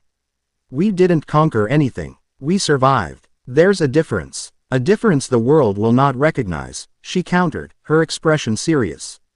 She was not fawning over him now, she was a fellow ruler discussing matters of state. You have destroyed a weapon of the gods and killed its master, a holy knight. The world government will not see this as defense. They will see it as an act of deicide. They will rally their forces. The other emperors, Kaido and Linlin, will see it as a threat to their own power. We are no longer a budding nation, Naruto. We are a global superpower, And we are at war. I know, he said, his gaze turning to the sea. My Kuja warriors are yours to command, Hancock stated, her voice unwavering. Amazon Lily's fleet will form the first line of defense for our new alliance. We are past the point of tentative agreements. Today, we are one nation. Her declaration was a vow, absolute and unbreakable, forged in the heat of their shared battle. Later, in the command center, Nami unrolled a massive, newly inked parchment across the great table. It was a map, drawn with the breathtaking skill and passion that was her signature.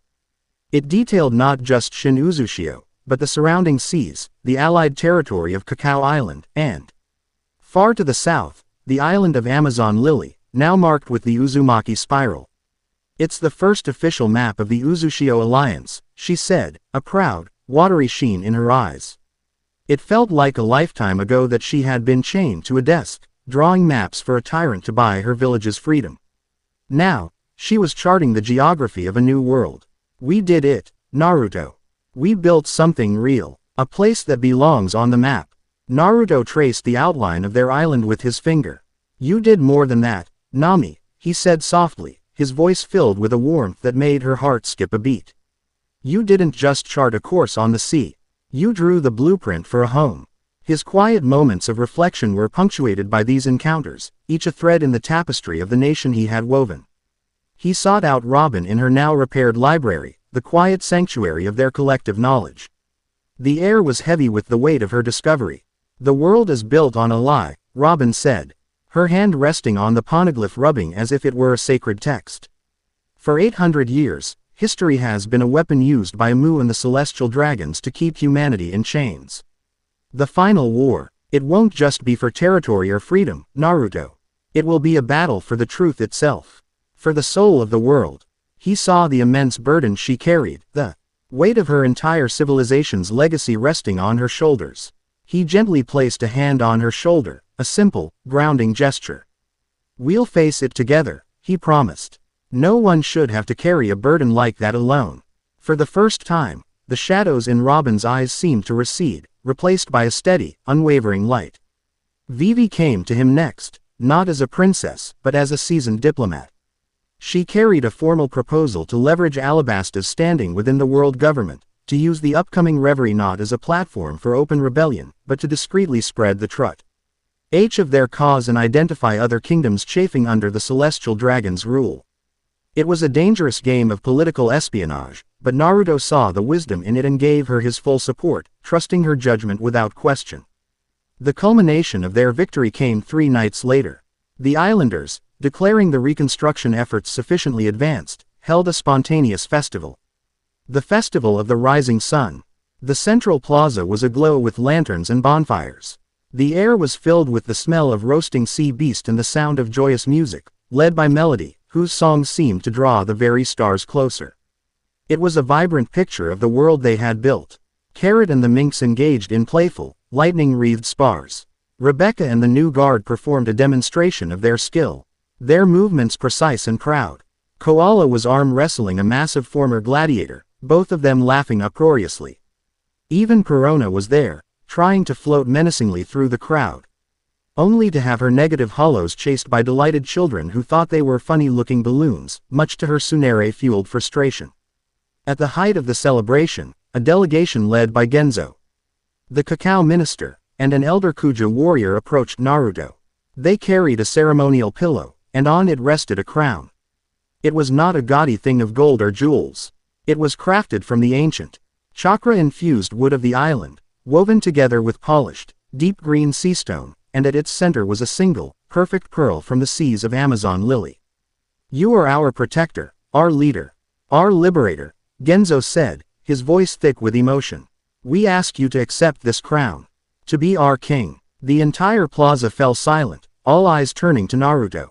He looked at the crown, then at the hopeful faces of the thousands of people he had brought together. He saw their trust, their faith, their hope. He gently took the crown from the pillow. But instead of placing it on his head, he walked to the center of the plaza where a large, flat stone stood as a monument to their founding. He placed the crown upon it. A crown is a weight that separates a ruler from his people, Naruto said. His voice clear and strong, carrying to every corner of the plaza. It is a symbol of a power that one person holds over others.